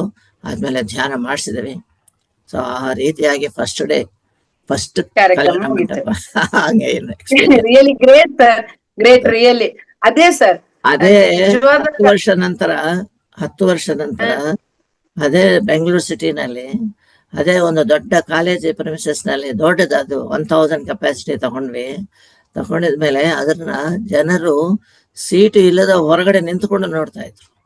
ಸೀಟೇ ಸಿಕ್ಕಿಲ್ಲ ಅವ್ರಿಗೆ, ಫುಲ್. ಇನ್ನ ಏನ್ ಹೇಳ್ಬೇಕು, ಅವತ್ತು ಎಲ್ರು ಕೂಡ ನಮ್ಮ ಟ್ರಸ್ಟೀಸ್ ಅವರೆಲ್ಲ ಎಂತ ಮಂದಿ ಯೋಚಿಸ್ತಾರೆ, ನೋಡಿದ್ರ ಕಾಂಟ್ರಾಸ್ಟ್ ಆತರ. ಸೊ ಅವ್ರದ್ ಕೇಳಿದ್ದು ಸತ್ಯ. ಯಾರಲ್ಲಿಂದ ಕೂಡ ಒಬ್ರು ಇಬ್ರು ಅಂತಂದಿಲ್ಲ, ಒಬ್ರಾದ್ರೂ ಕೂಡ ನಾವು ಹೇಳ್ಬೇಕು ಅವರೇ ಭಗವಂತರು ಅಂತ. ಆವತ್ತಿನ ದಿನ ನಿರುತ್ಸಾಹ ಅನ್ನೋದೇ ಇರೋದಿಲ್ಲ. ಎಂಥ ಕೆಲಸನಾಗ್ಲಿ, ಯಾವ ರೀತಿಯನ್ನಾಗ್ಲಿ, ಅದು ಸಕ್ಸೆಸ್. ನಾವು ಕೇಳಿದ್ದು ಮಾಡಿದ್ದು ಸಕ್ಸೆಸ್ ಆಲ್ವೇಸ್. ಪ್ರಯತ್ನ ಮಾತ್ರ ಮಾಡ್ಬೇಕು ನಾವು ಅಂತ ಹೇಳಿದ್ರು. ಈ ರೀತಿಯಾಗಿ ನನಗೆ ಎಕ್ಸ್ಪೀರಿಯನ್ಸ್ ಇವತ್ತು ನೆನಪು ಬರ್ತತೆ ಪತ್ರಿ ಸಾರು. ನಮ್ಗೆ ಗೊತ್ತೈತೆ, ಇಷ್ಟು ಓಪನ್ ಆಗಿ ಹಂಚಿಕೊಂಡಿರೋದಕ್ಕೆ ನಮ್ಮ ಹೊಸ ಧ್ಯಾನಿಗಳಿಗೆ, ನಿಜವಾಗ್ಲೂ ಹೊಸದಾಗಿ ಧ್ಯಾನಕ್ಕೆ ಬಂದಿರೋ ಮಾಸ್ಟರ್ ಗಳಿಗೆ ಇದು ಬಹಳ ಸ್ಫೂರ್ತಿ ಆಯ್ತು ಸರ್.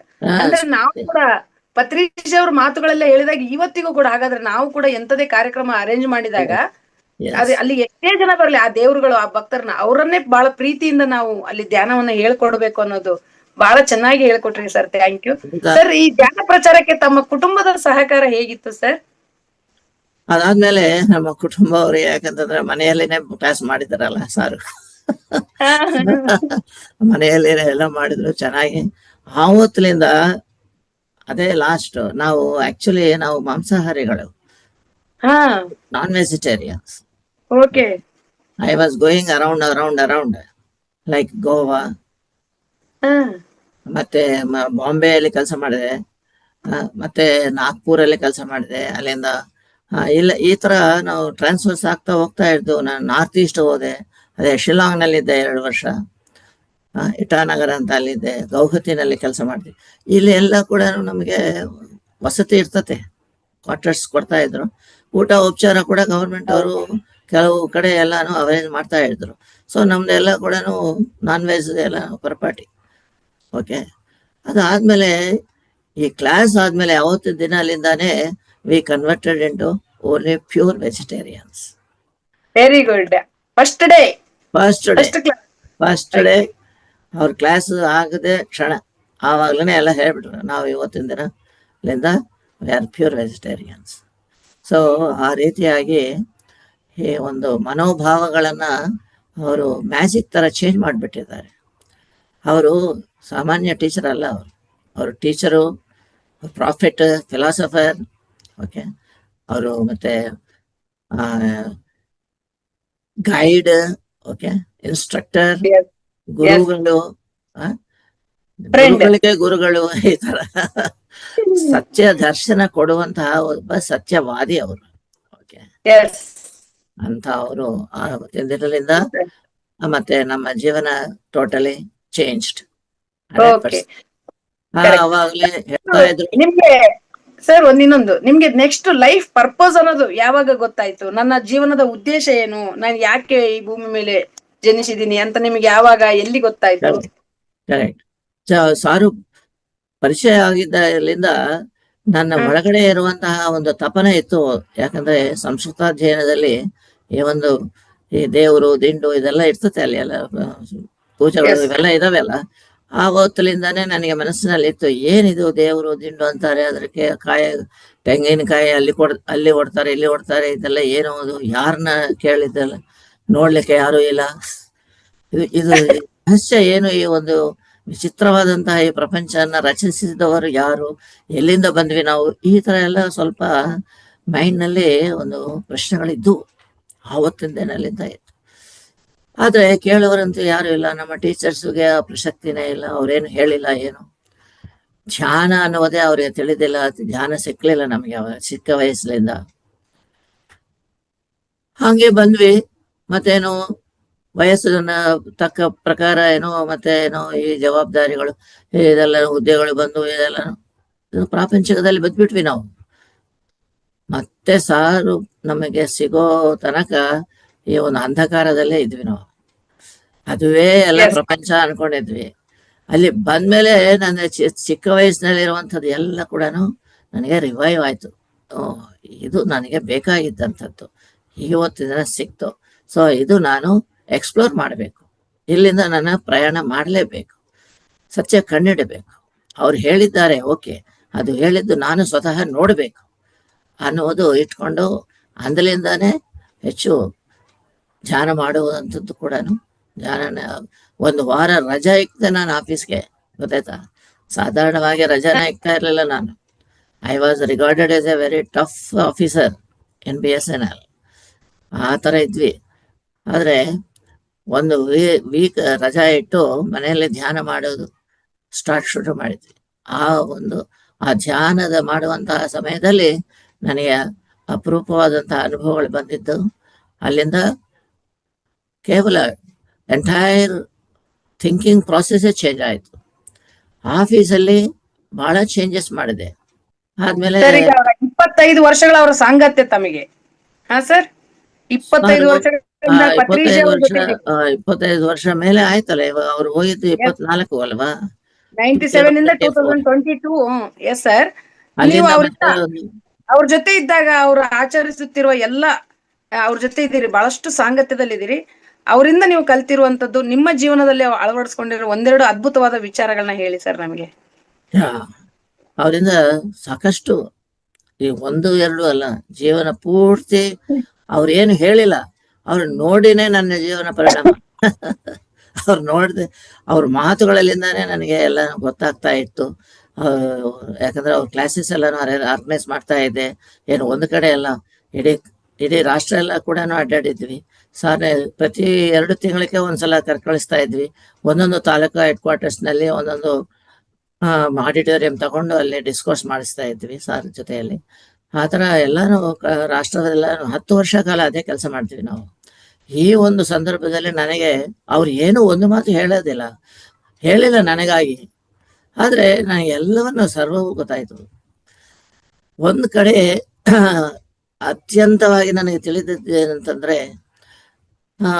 ಸಾಧಾರಣವಾಗಿ ನಾವು ಎಲ್ಲ ಕೂಡ ಈ ಒಂದು ಆಂಗ್ಸೈಟಿ ಎಲ್ಲ ಇರ್ತೀವಿ ಜನರಕ್ಕೆ. ಯಾಕಂತಂದ್ರೆ ಭಯ ಅನ್ನೋದು ಒಂದು ಇರ್ತತೆ. ಪ್ರತಿಯೊಂದು ಅದನ್ನ ವಸುದು ಯಾವ್ದು ನೋಡಿದ್ರು ಕೂಡ ಭಯ ಪಡ್ತಾ ಇರ್ತೀವಿ. ಜನನ ನೋಡಿದ್ರು ಕೂಡ ಭಯ ಪಡ್ತಾ ಇದ್ದೀವಿ. ಆದ್ರೆ ಏನಾದ್ರೂ ಆಗದೆ ಹೋದ್ರೆ ಅದರಿಂದ ಏನಾಗುತ್ತೋ ಅನ್ನುವಂತಹ ಒಂದು ಆಂಗ್ಸೈಟಿ ಇರ್ತತೆ, ತೊಂದರೆ ಇರ್ತತೆ ಮನಸ್ಸಿನಲ್ಲಿ. ಅಂತ ಒಂದು ಸಂದರ್ಭ ಒಂದು ಬಂತು. ಯಾಕೆ ಅಂದ್ರೆ ಒಂದ್ಸಲ ತುಮಕೂರು ಅಂತ ಒಂದು ಟೌನ್ ಇದೆ ನಮ್ಮ ಬ್ಯಾಂಗ್ಳೂರ್ ಪಕ್ಕದಲ್ಲಿ, ಒಂದು 50 ಕಿಲೋಮೀಟರ್ ದೂರದಲ್ಲಿ. ಅಲ್ಲಿ ಒಂದು ಸಿದ್ಧಗಂಗಾ ಮಠ ಅಂತ ಇದೆ. ಅವ್ರ ಸ್ವಾಮೀಜಿಗಳಿದ್ದಾರೆ. ಅವ್ರು ಬಹಳ ಹೆಸರು ಹೊಂದಿದ್ದಾರೆ. ಶಿವಕುಮಾರ ಸ್ವಾಮಿ. ಹಾ, ಅವರು ಸ್ವಾಮೀಜಿ ಅವರು ಎಲ್ಲ ಅವರು ಬೇರೆಯವರು ಇವಾಗ ಸ್ವಾಮೀಜಿ ಆಗಿ ಮಾಡ್ತಾ ಇದ್ದಾರೆ. ಶಿವಕುಮಾರ ಸ್ವಾಮೀಜಿಗಳಿದ್ರು. ಶಿವಕುಮಾರ ಸ್ವಾಮೀಜಿಗಾರು ಅವರು, ಕರೆಕ್ಟ್, ಅವರೇ ಇದ್ರು. ಅವತ್ತು ನಾನೇ ಅವಾಗ ಹೋಗಿ ಅವ್ರಿಗೆ ಹೇಳಿ, ಸರ್ ನಮ್ಮ ಸಾಹೇಬ್ರು ನಾವು ಮಾತಾಡ್ಲಿಕ್ಕೆ ಬರ್ತೀವಿ, ನೀವು ಟೈಮು ಡೇಟು ಕೊಟ್ರೆ ಅಂತ ಮುಂದೆನೆ ನಾನು ಪರ್ಮಿಷನ್ ತಗೊಂಡೆ. ಅವರು ಒಂದು ತಾರೀಕು ಕೊಟ್ಟರು, ಟೈಮ್ ಕೂಡ ಕೊಟ್ಟರು, 3 ಗಂಟೆ ಅಂತ ಆವತ್ತಿನ ದಿನ. ಆದ್ಮೇಲೆ ನಾವು ಆ ದಿನ ಸರಿಯಾಗಿ ತುಮಕೂರಿಗೆ ಹೋಗ್ಬಿಟ್ವಿ. ನಾವು ಆ ಟೈಮ್ನಲ್ಲಿ ಬೇರೆ ನಮ್ಮ ಮೆಡಿಟೇಟರ್ ಮನೆಯಲ್ಲಿ ಉಳ್ಕೊಂಡ್ವಿ. ಅಲ್ಲಿಂದ 2:35 2:45ಗೆ ನಾವು ಹೊರಡಬೇಕು ಮಠಕ್ಕೆ ಅಂತ ಹೇಳಿ ಫೋನ್ ಮಾಡಿದ್ವಿ ಮುಂಚೆನೆ. ಸ್ವಾಮೀಜಿಗಳು ಇದ್ದಾರೋ ಇಲ್ವೋ ಅಂತ ಫೋನ್ ಮಾಡಿದ ತಕ್ಷಣ ಅಲ್ಲಿ ಇದ್ದವರು ಯಾರೋ ಒಬ್ರು ಹೇಳಿದ್ರು, ಸ್ವಾಮೀಜಿ ಇಲ್ಲ ರೀ, ಇವಾಗ ನೀವು ಮತ್ತೆ ಫೋನ್ ಮಾಡಿ ಮತ್ತೆ ಹೇಳ್ತೀವಿ ಅಂತಂದ್ರು. ಆವಾಗ ನನಗೆ ಬಹಳ ಸ್ವಲ್ಪ ತೊಂದರೆ ಆಯ್ತು. ಯಾಕಂತಂದ್ರೆ ನಾವು ಮುಂದೆನೆ ಎಲ್ಲ ಫಿಕ್ಸ್ ಮಾಡ್ಕೊಂಡು ಬಂದಿದ್ದೀವಿ, ಅಷ್ಟು ದೂರದಿಂದ ಬಂದ್ವಿ, ಕೇವಲ ಸ್ವಾಮೀಜಿನ ಬೆಟ್ಟ ಯಾಕೆ ಬಂದ್ವಿ ಅಂತ ಅನ್ಕೊಂಡು. ಆದರೂ ಮತ್ತೆ ಹೇಳಿದೆ, ಅದೇ ನಮಗೆ ಮಾತು ಕೊಟ್ಟಿದ್ದಾರೆ, ಸ್ವಾಮೀಜಿ ಅವರು 3 ಗಂಟೆಗೆ ಅಂತ ಇಂಟರ್ವ್ಯೂ ಕೊಟ್ಟಿದ್ದಾರೆ ಅಂತ ಮತ್ತೆ ಹೇಳಿದೆ. ಅಂದ್ರೆ ಅವ್ರೇನು ಫೋನ್ನಲ್ಲೇ ಹೇಳಿದ್ರು, ಒಂದು 10 ನಿಮಿಷ ನೋಡ್ರಿ ಸಾಹೇಬ್ರೆ, ಬಂದ್ರೆ ನಾವು ಹೇಳ್ತೇವೆ ನಿಮ್ಗೆ ಖಂಡಿತ, ಯಾವಾಗ ಬರ್ತಾರ ಎಂಬುದು ನಮಗಾದ್ರೂ ಗೊತ್ತಿಲ್ಲ ಅಂತ ಹೇಳ್ಬಿಟ್ರು ಅವ್ರು. ಸೊ ಅದೇ ಮಾತು ಹೇಳ್ತೀವಿ 10 ಸಾರಿಗೆ. ನಾವೆಲ್ಲ ಊಟ ಮಾಡಿ ಕುತ್ಕೊಂಡಿದ್ದೇವೆ ಅವಾಗ 2:30 3 ಸೊ ನನಗೆ ಒಂದು ರೀತಿಯಾಗಿ ಮೊದಲು ನೋಡ್ರಿ ಹೆಂಗೆ ಇದ್ರು ಕೂಡ ಒಂದು ರೀತಿಯಾಗಿ ಗಾಬರಿ ಇತ್ತು ನನಗೆ. ಯಾಕಂದ್ರೆ ಇನ್ಕನ್ವೀನಿಯನ್ಸ್ ತಾನೆ, ಅಷ್ಟು ದೂರ ಬಂದ್ವಿ, ಇಲ್ಲ ಅಂತಂದ್ರೆ ಮತ್ತೆ ಏಕಾಏಕಿ ಅದು ಚೆನ್ನಾಗಿ ಕಾಣಿಸಲ್ಲ ಅಲ್ವಾ. ನಾವು ಮತ್ತೆ ಕೆಲಸ ಏನಾದ್ರೂ ಇದ್ರೆ ಸ್ವಲ್ಪ ಪರ್ಫೆಕ್ಟ್ ಆಗಿರ್ಬೇಕಲ್ವಾ. ಇದು ಸಮರ್ಥ ಮಾಡ್ಕೊಳ್ಳಕ್ಕೆ ಕೂಡ ಆಗುದಿಲ್ಲ, ಇದು ಹೆಂಗೆ ಅಂತ ಒಂದು ಸಂದರ್ಭ ಅದು. ನಾನು ಹೇಳ್ದೆ, ಹೇಳ್ಬೇಕು ಸತ್ಯ. 3 ಗಂಟೆ ಆಯ್ತು, ಇನ್ನು ಏನ್ ಫೋನ್ ಬರ್ಲಿಲ್ಲ. ಅವಾಗ ಹೇಳ್ದೆ, ಸರ್ ಇట్లా చెప్తున్నారు వాళ్ళు, ಈ ತರ ಸ್ವಾಮೀಜಿ ಇಲ್ಲ, ಹೊರಗಡೆ ಹೋಗಿದ್ದಾರೆ, ಯಾವಾಗ ಬರ್ತಾರೋ ಗೊತ್ತಿಲ್ಲ ಅಂತ ಇದ್ದಾರೆ. ಆವಾಗ ನನಗೆ ಬಹಳ ಆಂಗ್ಸೈಟಿ ಇತ್ತು ಮುಖದಲ್ಲಿ, ಎಲ್ಲ ಕೂಡ ಗಾಬರಿ ಪಟ್ಟಿದ್ದೆ ನನಗೆ. ಯಾಕಂತಂದ್ರೆ ಎಲ್ಲರೂ ಬಹಳ ಜನ ಇದ್ರು ಅಲ್ಲಿ, ಏನು ಒಬ್ಬರೇ ಇಲ್ಲ, ನಮ್ಮ ಫ್ರೆಂಡ್ಸ್ ಎಲ್ಲರೂ ಇದ್ರು, ಸುಮಾರು ಒಂದು 20-30 ಜನ ಇದ್ರು ಅವಾಗ. ಎಲ್ಲರೂ ಕಾಯ್ತಾ ಇದ್ವಿ ಅಲ್ಲಿ ಹೋಗ್ಬೇಕಂತ. ಸೊ ಎಲ್ಲರೂ ಕೂಡ ಒಂದು ರೀತಿಯಾಗಿ ನಿರಾಶೆ ಅದು ಇದು. ಆದ್ರೆ ನಡೀತಿದ್ದೇನು ಗೊತ್ತಾ, ಅಂತ ಸಂದರ್ಭದಲ್ಲಿ ನಾನಾಗೆ ಊಹಿಸದೇ ಇಲ್ಲ ಅವಾಗ. ಪತ್ರಿ ಸರ್ ಅಂದ್ರು, ಓಕೆ ಯಾವಾಗ ಫೋನ್ ಬಂದ್ರೆ ಅವಾಗ ಹೋಗೋಣ, ಅಷ್ಟು ತನಕ ಇಲ್ಲೇ ಕುಂತ್ಕೊಂಬೇಡ ಅಂತ తెలుగులో. వచ్చినప్పుడు పోదాం, నువ్వు ఎందుకు బాధపడతావు, నీ యొక్క బాధ్యత ఏమి చెప్పు. ನನ್ನ ಕಡೆ ನೋಡಿ ಹೇಳ್ತಾ ಇದ್ರು ಅವ್ರು, ఎందుకు ನೀವು అలాగా ఉన్నావు. ಕನ್ನಡದಲ್ಲಿ ಹೇಳಿ ಅದನ್ನೇ. ಕನ್ನಡದಲ್ಲಿ, ತೆಲುಗಿನಲ್ಲಿ ಹೇಳಿದ್ರು ಅವರು. ಕನ್ನಡದಲ್ಲಿ, ನೀನು ಯಾಕೆ ಹಂಗೆ ಚಿಂತೆ ಮಾಡ್ಲಿಕ್ಕೆ ಆತರ ಕಾಣಿಸ್ತಾ ಇದ್ದಿ, ನನಗೆ ಯಾಕೆ ಗಾಬರಿ ಬೀಳ್ತಾ ಇದ್ದಿ, ಜವಾಬ್ದಾರಿತನ ಇಲ್ಲಿ ಎಷ್ಟಿದೆ ಹೇಳಿ, ನಿನ್ ಕರ್ತವ್ಯ ನೀನ್ ಮಾಡಿದೀಯಾ ಇಲ್ವಾ, ಇದು ಪ್ರಶ್ನೆ. ಅಲ್ಲಿ ಯಾಕೆ ನಾವು ಹೋಗ್ಲಿಕ್ಕೆ ಆಗ್ಲಿಲ್ಲ ಅದೆಲ್ಲ ಬೇಡ, ಅದೆಲ್ಲ ನೆಕ್ಸ್ಟ್. ಅವ್ರು ಹೇಳಿದ 2 ಮಾತುಗಳು, ನಿನ್ನ ಜವಾಬ್ದಾರಿ ನಿನ್ನ ಕರ್ತವ್ಯ ನೀವು ಮಾಡಿದ್ದೀರಾ ಇಲ್ವಾ, ಮಾಡಿದ್ದೆ, ಮತ್ತೆ ನಿಮಗೆ ಯಾಕೆ ಚಿಂತೆ. ಬೇರೆಯವರು ಬರ್ಲಿಲ್ಲ ಮಾಡಿಲ್ಲ ಅಂತಂದ್ರೆ ಅದು ಅವರು ಚಿಂತೆ ಮಾಡ್ಬೇಕಾಗಿದ್ದು, ನಾವಲ್ಲ. ಯಾರು ಮಾತು ಕೊಟ್ಟಿದ್ದಾರೆ ಅವರು ಮಾತು ಅವರು ಉಳಿಸ್ಕೊಳ್ಳೋದಿಲ್ಲ, ಅದಕ್ಕೆ ಬಾಧೆ ಪಡಬೇಕಾಗಿದ್ದು ಅವರು, ನಾವಲ್ಲ. ನಾವು ಕರೆಕ್ಟ್ ಆಗಿ ಹೇಳಿದ್ವಿ, ಕರೆಕ್ಟ್ ಟೈಮಿಗೆ ಬಂದಿದ್ದೀವಿ, ನಾವು ರೆಡಿ ಆಗಿದ್ದೀವಿ. ಸೊ ನಮಗೇನು ಚಿಂತೆ. ಇವತ್ತಿಲ್ಲದ ಹೋದ್ರೆ ಅವ್ರಿಗೆ ನಷ್ಟ, ನಾವೇನಿಲ್ಲ. ನಾವು ನೆಕ್ಸ್ಟ್ ಕಾರ್ಯಕ್ರಮ ಇನ್ನೊಂದು, ನೆಕ್ಸ್ಟ್ ಯಾವಾಗಲೂ ಕೂಡ ನೆಕ್ಸ್ಟ್ ಅನ್ನೋದು ಕಲಿಬೇಕು, ಅಲ್ಲೇ ಇರ್ಕೊಡೋದು ಅಂತ ಹೇಳಿದ್ರು. ಸೊ ಅವಾಗ ಎಲ್ರು ಕೂಡ ಸಂತೋಷ ಪಟ್ರು. ನೋಡಿದ್ರೆ ಎಲ್ರು ಕೂಡ ಅದು ಪಾಠ ಅವತ್ತು. ಕೊನೆಗೆ ಏನಾಯ್ತು ಸರ್? ಆದ್ಮೇಲೆ ಕೊನೆಗೆ ಫೋನ್ ಬಂತ? ಕಡೆಗೆ ಅವ್ರು ಫೋನ್ ಮಾಡಿದ್ 3:30 ಆಯ್ತು. ಫೋನ್ ಮಾಡಿದ್ವಿ, ಮತ್ತೆ ನಾನೇ ಫೋನ್ ಮಾಡಿದೆ, ಏನ್ ಸಾಹೇಬ್ರೆ ಏನಾಯ್ತು, ಸಾಹೇಬ್ರು ಬಂದಿದ್ದ ಸ್ವಾಮೀಜಿಗಳು ಅಂದ್ರೆ, ಇಲ್ಲ ಸರ್ ಸ್ವಾಮೀಜಿಗಳು ಬಂದಿಲ್ಲ, ಇನ್ನೊಬ್ಬ ಸ್ವಾಮೀಜಿ ಮಾತಾಡ್ತಾರಂತೆ, ಮಾತಾಡಿ ಅಂತ ಹೇಳಿದ್ರು. 3:30ಗೆ ಇನ್ನೊಬ್ಬ ಸ್ವಾಮೀಜಿ, ಜೂನಿಯರ್ ಸ್ವಾಮೀಜಿ ಇದ್ರು, ಅವರೇ ಇವಾಗ ಸ್ವಾಮೀಜಿ ಆಗಿದ್ದಾರೆ. ಅವ್ರು ಮಾತಾಡಿದ್ರು, ಸ್ವಾಮೀಜಿ ಬರ್ತಾರೋ ಇಲ್ಲೋ ಗೊತ್ತಿಲ್ಲ, ಅವರು ಬ್ಯುಸಿ ಆಗಿ ಹೋಗ್ಬಿಟ್ಟಿದ್ದಾರೆ, ಆದ್ರೆ ನೀವು ಇಲ್ಲಿ ಬರಿಬಹುದು, ಎಲ್ಲಾನು ನಾವು ಎಲ್ಲ ಅನುಕೂಲ ಮಾಡಿಕೊಡ್ತೀವಿ. ಇಲ್ಲಿ ನಮಗೆ ಸ್ವಾಮೀಜಿಯಿಂದ ಒಂದೆರಡು ಮಾತುಗಳು ನಾವು ಕೇಳ್ಬೇಕಂತ ಇದೆ ನಮಗೆ ಅಂತ ಅವ್ರು ಹೇಳ್ಕೊಟ್ರು. ಅದೇ ಮಾತು ಹೇಳಿದ್ವಿ. ಆಯ್ತು, ಅಲ್ಲಿಗೆ ಹೋಗೋಣ. ಆಕ್ಚುಲಿ ಅವತ್ತು ಸರ್ ತಾವು ಹಾಕಿರೋ ಬೀಜ, ಸರ್ ಅವತ್ತು ತಾವು ಹಾಕಿರೋ ಬೀಜ ಇವತ್ತು ಕೂಡ ಅಲ್ಲಿ ನಿರಂತರವಾಗಿ ಧ್ಯಾನ ನಡೀತಾ ಇದಾವೆ ಸರ್, ಪ್ರಚಾರ. ಹೌದು ಹೌದು ಬಹಳ ಹೌದು ಸಲ ತುಮಕೂರಿನಲ್ಲಿ ನಿರಂತರವಾಗಿ ಬಹಳಷ್ಟು ಪ್ರಚಾರ ನಡೀತಾ ಇದೆ ಸರ್. ಅಂದ್ರೆ Correct. ತಾವು ಹಾಕಿರುವ ಪತ್ರಿಜಿ ಸರ್ ಅವರು Yes. ಮತ್ತು ತಾವು ಒಟ್ಟಿಗೆ ಹಾಕಿರುವ ಒಂದು ಫೌಂಡೇಶನ್ ಇದೆಯಲ್ಲ ಸರ್, Yes, yes. ರಿಯಲಿ ನಿಜ. ಅದು ಇಟ್ ವರ್ಕ್ಸ್. ಹ್ಮ್. ತುಂಬಾ ಚೆನ್ನಾಗಾಗ್ತದೆ. Thank you sir. ಈಗ ಇನ್ನೊಂದು ಹೊಸದಾಗಿ ಈಗ ಹೊಸದಾಗಿ ಬಹಳಷ್ಟು ಜನ ಧ್ಯಾನಕ್ಕೆ ಬರ್ತಾ ಇದ್ದಾರೆ ಸರ್. ಈಗ ಅವರಿಗೆ ಪತ್ರಿಜಿ ಸರ್ ಅವ್ರನ್ನ ಎಲ್ಲೋ ಭೇಟಿ ಆಗ್ಲಿಲ್ಲೇನೋ ಅನ್ನೋ ಒಂದು ಭಾವನೆ. ಅಂದ್ರೆ ಈ ಒಬ್ಬ ಸಾಧಕನಿಗೆ ಗುರುವಿನ ಸಾಂಗತ್ಯ ಅನ್ನೋದು ಎಷ್ಟು ಮುಖ್ಯ ಆಗುತ್ತೆ. ಆಮೇಲೆ ಪತ್ರಿಜಿ ಅವರ ದೇಹ ತ್ಯಾಗದ ನಂತರ ಬಂದ ಧ್ಯಾನಿಗಳಿಗೆ ನಿಮ್ ಸಂದೇಶ ಏನು, ನಿಮ್ಮ ಮೆಸೇಜ್ ಏನು ಸರ್? ಪತ್ರಿಜಿ ಅವರು ಹೇಳೋದು ಒಂದೇ ಒಂದು, ಎಲ್ಲರಿಗೂ ಕೂಡ ಒಬ್ಬರಿಗೆ ಒಂದು, ಇನ್ನೊಬ್ಬರಿಗೆ ಇನ್ನೊಂದು, ಒಬ್ಬರಿಗೆ ಹೆಚ್ಚು, ಒಬ್ರಿಗೆ ಕಡಿಮೆ, ಈ ತರ ಎಲ್ಲ ಏನೂ ಇಲ್ಲ, ಎಲ್ಲ ಸರ್ವ ಸಮಾನತೆಯಿಂದ ಎಲ್ಲರಿಗೂ ಒಂದೇ ಮಾತು ಹೇಳ್ತಾ ಇದ್ರು, ಒಂದೇ ಆನ್ಸರ್ ಎಲ್ಲದ್ರ ಕೂಡ. ಎಲ್ಲ ಕಷ್ಟಗಳಿಗೆ ಪರಿಹಾರ ಏನಪ್ಪಾ ಅಂತಂದ್ರೆ ಧ್ಯಾನ. ಆ ಧ್ಯಾನ ಏನು ಅಂತಂದ್ರೆ ಆನಾಪಾನಸತಿ ಧ್ಯಾನ. ಅಲ್ಲಿಂದಾನೇ ಈ ಒಂದು ಬೃಹತ್ ಕಾರ್ಯಕ್ರಮ ಆಗಿ ಇಡೀ ಪ್ರಪಂಚದೆಲ್ಲ ಕೂಡ ವ್ಯಾಪ್ತಿ ಆಗ್ಲಿಕ್ಕೆ ಕಾರಣ ಏನು ಅಂದ್ರೆ ಅದು ಸತ್ಯ. ಎಲ್ಲಿ ಸತ್ಯ Yes. ಇರುತ್ತೋ ಅದು ಶಾಶ್ವತವಾಗಿ ನಡೀತಾನೆ ಇರ್ತತೆ. ಸೊ ಆ ಒಂದು ಸತ್ಯವನ್ನ ಹಿಡ್ಕೊಂಡ್ರೆ ಪತ್ರಿಜಿ ಅವ್ರನ್ನ ಹಿಡ್ಕೊಂಡಂಗೆ ಲೆಕ್ಕ. ಸೊ ಅವ್ರು ಇಲ್ಲ ಅಂತ ಅಂದು ನಾವೇನು ಬಾಧೆ ಪಡೋದು ಏನೂ ಇಲ್ಲ. ಅವರ ಮಾತುಗಳೇ ಸತ್ಯ ಅದು actually. So Patriji himself is A true person. ಅವರು ಸತ್ಯವಾದಿ, ಅವರು ಸತ್ಯ ಪ್ರೇಮಿಗಳು. ಅವ್ರು ಹೇಳಿದ್ದು ಏನಪ್ಪಾ ಅಂತಂದ್ರೆ, ಕೇವಲ ನಿಮ್ಮ ದುಃಖ ದೂರ ಆಗ್ಬೇಕು ಅಂದ್ರೆ ಒಂದೇ ಒಂದು ಪರಿಹಾರ, ಏನು ಅಂದ್ರೆ ಧ್ಯಾನ ಸಾಧನ. ಎಲ್ಲ ಕಷ್ಟಗಳಿಗೆ ಅದೇ ಪರಿಹಾರ ಅಂತ ಒಂದು ಮಾತು ಹೇಳಿದ್ದಾರೆ. ಆ ಒಂದೇ ಮಾತನ್ನೇ ಇವತ್ತು ಜಗತ್ತಿನಲ್ಲಿ ಇರುವಂತಹ ಒಂದು ಸತ್ಯವಾದಂತಹ ಸಾಧನೆ. ಆ ಸಾಧನೆಯಿಂದಾನೇ ಜಗತ್ತಿಗೆ ಮುಕ್ತಿ. ಆ ಸಾಧನೆ ಇಲ್ಲದಕ್ಕೆ ಎಲ್ರು ಕೂಡ ಹಿಂಸಾಯುತವಾಗಿ ಕಷ್ಟ ನಷ್ಟಗಳಿಗೆ ಲೋಪಭೂಯಿಷ್ಠವಾದಂತಹ ಒಂದು ಜೀವನ ಜೀವಿಸ್ತಾ ಇದ್ದಾರೆ. ಅದರಿಂದ ಹೊರಗಡೆ ಬರಬೇಕು ಅಂದ್ರೆ only meditation. Okay, thank you sir. ಈಗ ಕೆಲವರು ಧ್ಯಾನಕ್ಕೆ ಬರ್ತಾರಲ್ಲ ಸರ್, ಪ್ರಾಥಮಿಕ ಹಂತದಲ್ಲಿ ಕೆಲವು ಅನುಭವಗಳನ್ನ ಪಡಿತಾರೆ, ಕೆಲವು ಲಾಭಗಳನ್ನ ಪಡಿತಾರೆ. ಆದ್ರೆ ಮುಂದಿನ ಹಂತದಲ್ಲಿ ಮತ್ತೆ ಕೆಲವು ಸಂಕಷ್ಟಗಳಿಗೆ ಒಳಗಾಗ್ತಾರೆ ಅವ್ರು. ಏನೋ ಬೇರೆ ಈಗ ಸಾಧನೆ ಮಾಡ್ತಾ ಮಾಡ್ತಾ ಇದ್ದಾಗಲೇ ಎಷ್ಟೋ ಪರೀಕ್ಷೆಗಳು ಬರ್ತವೆ, ಭಯಕ್ಕೊಳಗಾಗ್ತಾರೆ, ಗೊಂದಲಕ್ಕೊಳಗಾಗ್ತಾರೆ. ಅವುಗಳಲ್ಲಿ ಸಿಲುಕಿ ಕೆಲವರು ಧ್ಯಾನವನ್ನೇ ಬಿಡ್ತಾರೆ. ಅಂತವ್ರಿಗೆ ತಮ್ಮ ಮೆಸೇಜ್ ಏನ್ ಸರ್?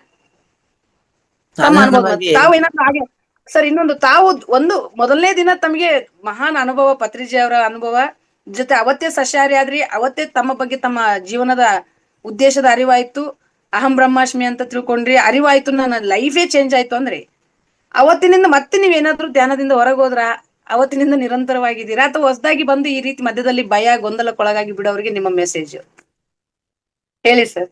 ಈಗ ನೋಡ್ರಿ, ಶ್ರವಣ ಮನನ ಸ್ವಾಧ್ಯಾಯ, ಶ್ರವಣ ಮನನ ನಿಧಿಧ್ಯಾಸ ಅಂತ 3 ಸ್ಟೇಜಸ್ ಇದ್ದಾವೆ ಅಂತ ಪತ್ರಿಜಿ ಅವರು ಕೂಡ ಹೇಳ್ತಾ ಇದ್ರು.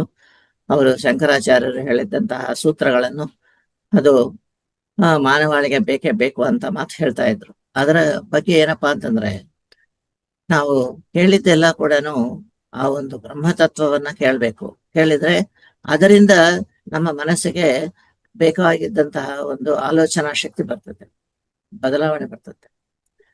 ಆದ್ಮೇಲೆ ನಾವು ಮತ್ತೆ ಸ್ವಾಧ್ಯಾಯ ಪುಸ್ತಕಗಳನ್ನು ಅದು ಕೂಡ ಎಲ್ಲಾನು ಮಾಡಬೇಕು.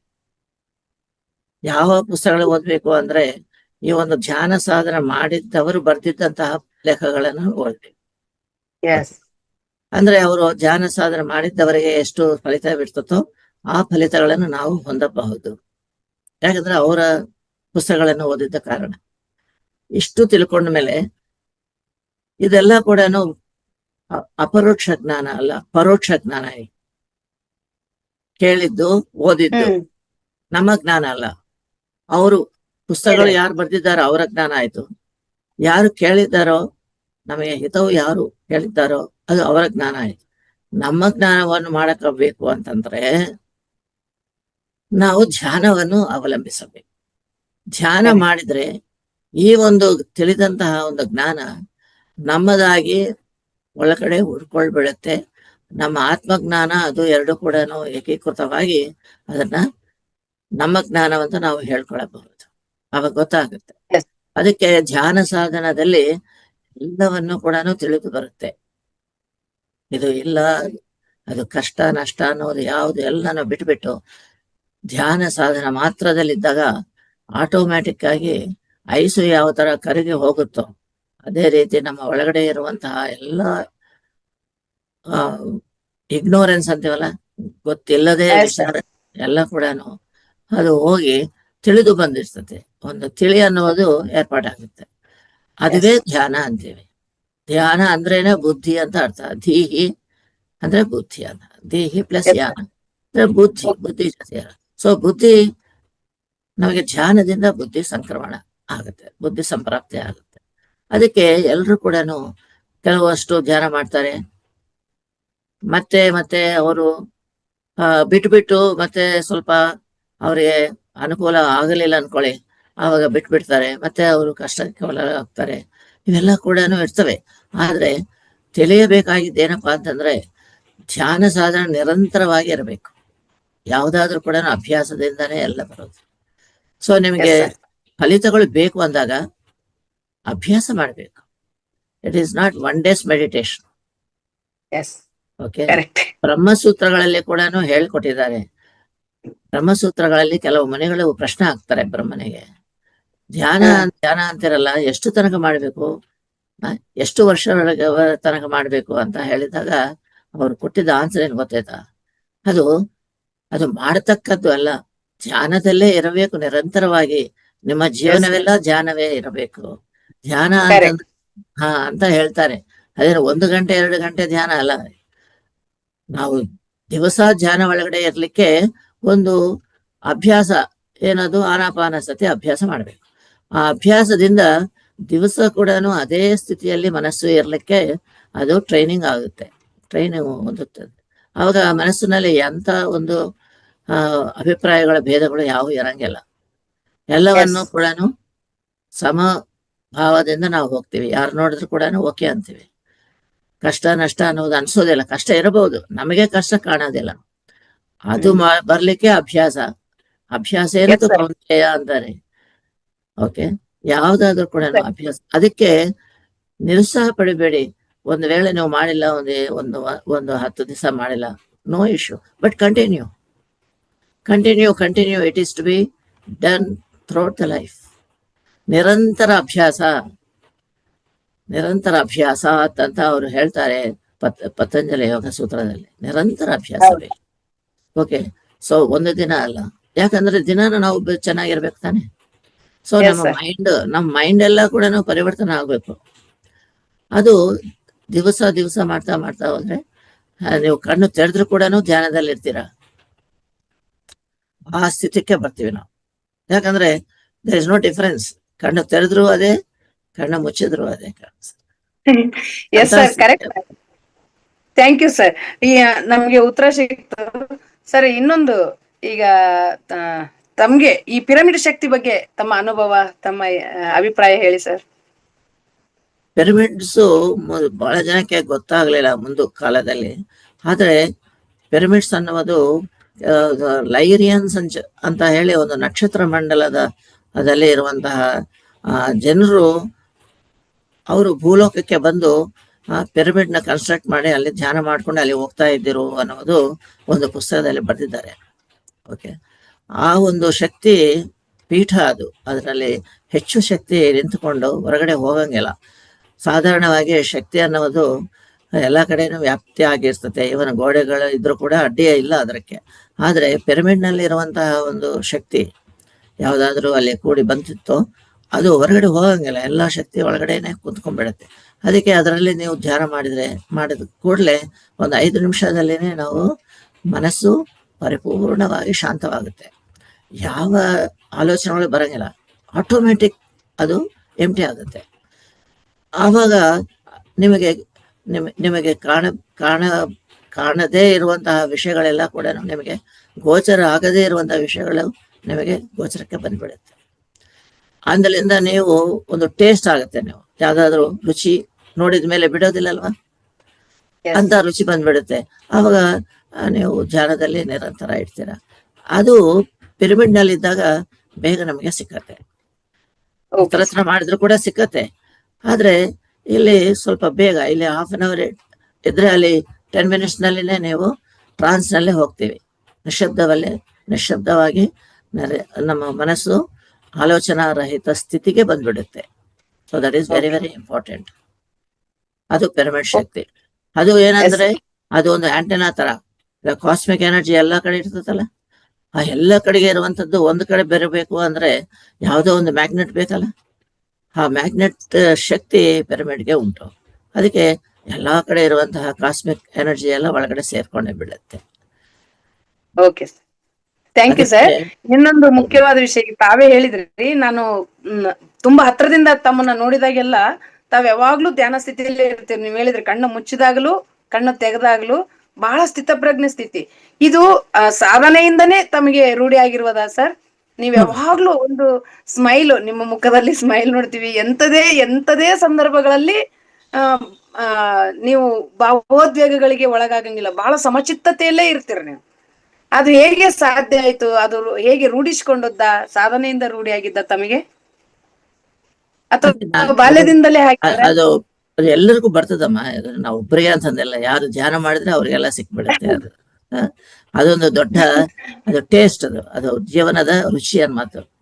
ಅದು ಏನಪ್ಪಾ ಅಂತಂದ್ರೆ ದಿವಸ ಇವಾಗ್ಲೂ ಕೂಡ ನಾನು ಧ್ಯಾನ ಬಿಟ್ಟು ಬೇರೆದು ಸ್ಟಾರ್ಟೇ ಮಾಡೋದಿಲ್ಲ. ಫಸ್ಟ್ ಧ್ಯಾನದಲ್ಲಿ ಇದ್ದ ಮೇಲೆ ಎವ್ರಿ ಡೇ ಮಾರ್ನಿಂಗ್ 6 to 7 ಅಥವಾ 7 to 8, 6 to 7 ಕ್ಲಾಸ್ ಇದ್ರೆ 7 to 8 ಕುಂತ್ಕೊಂಡ್ಬಿಡ್ತೀನಿ. Okay, 1 hour 45 minutes to 1 hour I will be sitting in the meditation every day. This is continued. ಇದು ಮೊದಲಿಂದ ಯಾವಾಗ ಸುಮಾರು 30 ವರ್ಷ ಆಯ್ತು ಮಾಡ್ತಾನೆ ಇದ್ದೆ. ಯಾವಾಗೋ ಒಂದ್ಸಲ ಯಾವ್ದಾದ್ರು ಬೇರೆ ಊರಿಗೆ ಹೋಗಿ ಅನಾನುಕೂಲ ಪರಿಸ್ಥಿತಿ ಇದ್ರೆ ಅದು ತಪ್ಪಿತ್ತ ಹೊರತು otherwise every day it's a must for me. ಎಲ್ಲರಿಗೂ ಮಾಡಿ, ಅದು ನಾನು ಎಲ್ಲರಿಗೂ ಅಡ್ವೈಸ್ ಮಾಡ್ತೀನಿ. ನೀವು ಅದು ಏನಾಗುತ್ತೆ ಬಿಡುತ್ತೆ, ಅದು ಬರ್ತತೆ, ಇವೆಲ್ಲ ಬೇಡ. ನಿಮ್ಮ ಕೆಲಸ ಏನಪ್ಪಾ ಅಂತಂದ್ರೆ ಜಾಗದಲ್ಲೇ ಕುತ್ಕೊಳ್ಳಿ, ಅದೇ ನಮಗೆ ತಂದು ನೀಡುತ್ತೆ ಎಲ್ಲ. ನೀವೇನು ಆಲೋಚನೆ ಮಾಡೋದು ಬೇಡ, ಅದು ಆಟೋಮ್ಯಾಟಿಕ್ ಆಗಿ ಸಮದರ್ಶನದಲ್ಲಿ ಬಂದ್ಬಿಡುತ್ತೆ, ಸಮತತ್ವದಲ್ಲಿ ಬಂದ್ಬಿಡುತ್ತೆ, ಸಮಾಧಾನ ಬಂದ್ಬಿಡುತ್ತೆ. ಓಕೆ, ಸಮಾಧಾನ ಇದ್ರೆ ನಗು ಮುಖ ಬಂದ್ಬಿಡುತ್ತೆ. ಸಮಾಧಾನ ಇಲ್ಲದ ಹೋದ್ರೇನೆ ಸೀರಿಯಸ್ ಆಗ್ತಾರೆ. ಸೊ ಸೀರಿಯಸ್ನೆಸ್ ಹೋಗ್ಬೇಕು ಅಂದಾಗ ಒಂದು ಸಮಾಧಾನ ಇರಬೇಕು ಅಂದ್ರೆ ಅದು ಗೊಂದಲ ಇರಬಾರ್ದು ಮನಸ್ಸಿನಲ್ಲಿ. ಅದಕ್ಕೆ ಎಲ್ಲ ಕಷ್ಟ ಇದ್ರು ಕೂಡ ಆ ಕಷ್ಟಗಳು ಎಲ್ಲ ಕೂಡ ಮನಸ್ಸಿಗೆ ಇರ್ತತೆ, ಆತ್ಮಕ್ಕೆ ಇಲ್ಲ. ಕೇವಲ ಆಲೋಚನೆ ಮಾಡ್ಲಿಕ್ಕೆ ಅಷ್ಟೇ, ಅದಕ್ಕೊಂದು ಕೆಲಸ ಅಷ್ಟೇ. ಅದು ಇಟ್ಸ್ ಓನ್ಲಿ ವರ್ಕ್. ನೀವು ಎಷ್ಟೋ ಕೆಲಸವನ್ನು ಮಾಡ್ತಾ ಇರ್ತೀರಾ. ಮಾನವನಾದ್ಮೇಲೆ ಎಷ್ಟೋ ಕೆಲಸಗಳು ಮಾಡ್ತೀವಿ. ಆ ಕೆಲಸಗಳು ಯಾವ ರೀತಿ ಉದ್ಯೋಗ ಮಾಡ್ತೀರಾ, ಚೆನ್ನಾಗಿ ಉದ್ಯೋಗ ಮಾಡ್ತೀರಾ, ಮನೆಗೆ ಬರ್ತೀರಾ ಅಷ್ಟೇ. ಅಲ್ಲಿ ಉದ್ಯೋಗದಿಂದ ತಲೆ ಕೆಡ್ಸ್ಕೊಂಬೋದಿಲ್ಲ ಅಲ್ವಾ? ಅದೇ ರೀತಿ ಇಲ್ಲಿ ಕೂಡ ಅಷ್ಟೇ. ಏನಾದ್ರೂ ಗೊಂದಲ ಇದ್ರೆ ಅದೊಂದು ಕೆಲಸ, ನಾವು ಅದಕ್ಕೆ ಪಾಠ್ಯ ಆಗ್ಬಾರ್ದು. ಅದು ಒಂದು ಕೆಲಸ ನಮಗೆ. ಆ ಕೆಲಸನ ನಾವು ನಿಭಾಯಿಸಬೇಕು. ಎಕ್ಸ್ಪರ್ಟೈಸ್ ನಾವು ಅದಕ್ಕೆ we are third party to all the things. So I remain third party to everyone. ನೀವು ಏನಾದ್ರು ಮಾತಾಡ್ರಿ, ನಾನು ನನಗಂತ ಅನ್ಕೊಂಬೋದಿಲ್ಲ. ಅದು ಓಕೆ, ನೀವು ಆತರ ಮಾತಾಡಿದ್ದೀರಾ, right, fine, that is the record. Okay sir, ಇದನ್ನ ಗಮನಿಸಿದ್ದೀನಿ. Thank you sir. ಇನ್ನೊಂದು ವಿಷಯ, ಈಗ ಬ್ರಹ್ಮರ್ಷಿ ಪದವಿಯನ್ನ ತಮಗೆ ಪತ್ರಿಜಿ ಸರ್ ಅವರು ಕೊಡಮಾಡಿದ್ದು. ಆಕ್ಚುಲಿ ಅವ್ರು ಹೇಳ್ತಾರೆ ಎಲ್ಲಾ ಪಿರಮಿಡ್ ಮಾಸ್ಟರ್ಗಳು ಬ್ರಹ್ಮರ್ಷಿಗಳೇ ಅಂತೇಳಿ. ಆದ್ರೂ ಕೂಡ ವಿಶೇಷವಾಗಿ ತಮ್ಮನ್ನ ಗಮನಿಸಿ, ಪ್ರೇಮ್ನಾಥ್ ಸರ್ ಅವರನ್ನ ಹಾಗೆ ಗಮನಿಸಿ ಬ್ರಹ್ಮರ್ಷಿ ಪದವಿಯನ್ನ ಯಾವಾಗ ಈ ಗೌರವ ಸನ್ಮಾನವನ್ನ ಸಲ್ಲಿಸಲಾಯ್ತು? ಎಲ್ಲಿ ಸರ್? ಅವರು 2020 ಅನ್ಕೊಂತೇನೆ, 2020 ಮಾಡಿದ್ದಾರೆ. ಅವತ್ತು ದಿನ ನನಗೆ ಅನಿಸ್ತು ನಾನು ಎಲ್ಲಿ ಈಗ ಬಂದೆ ಅಂತ.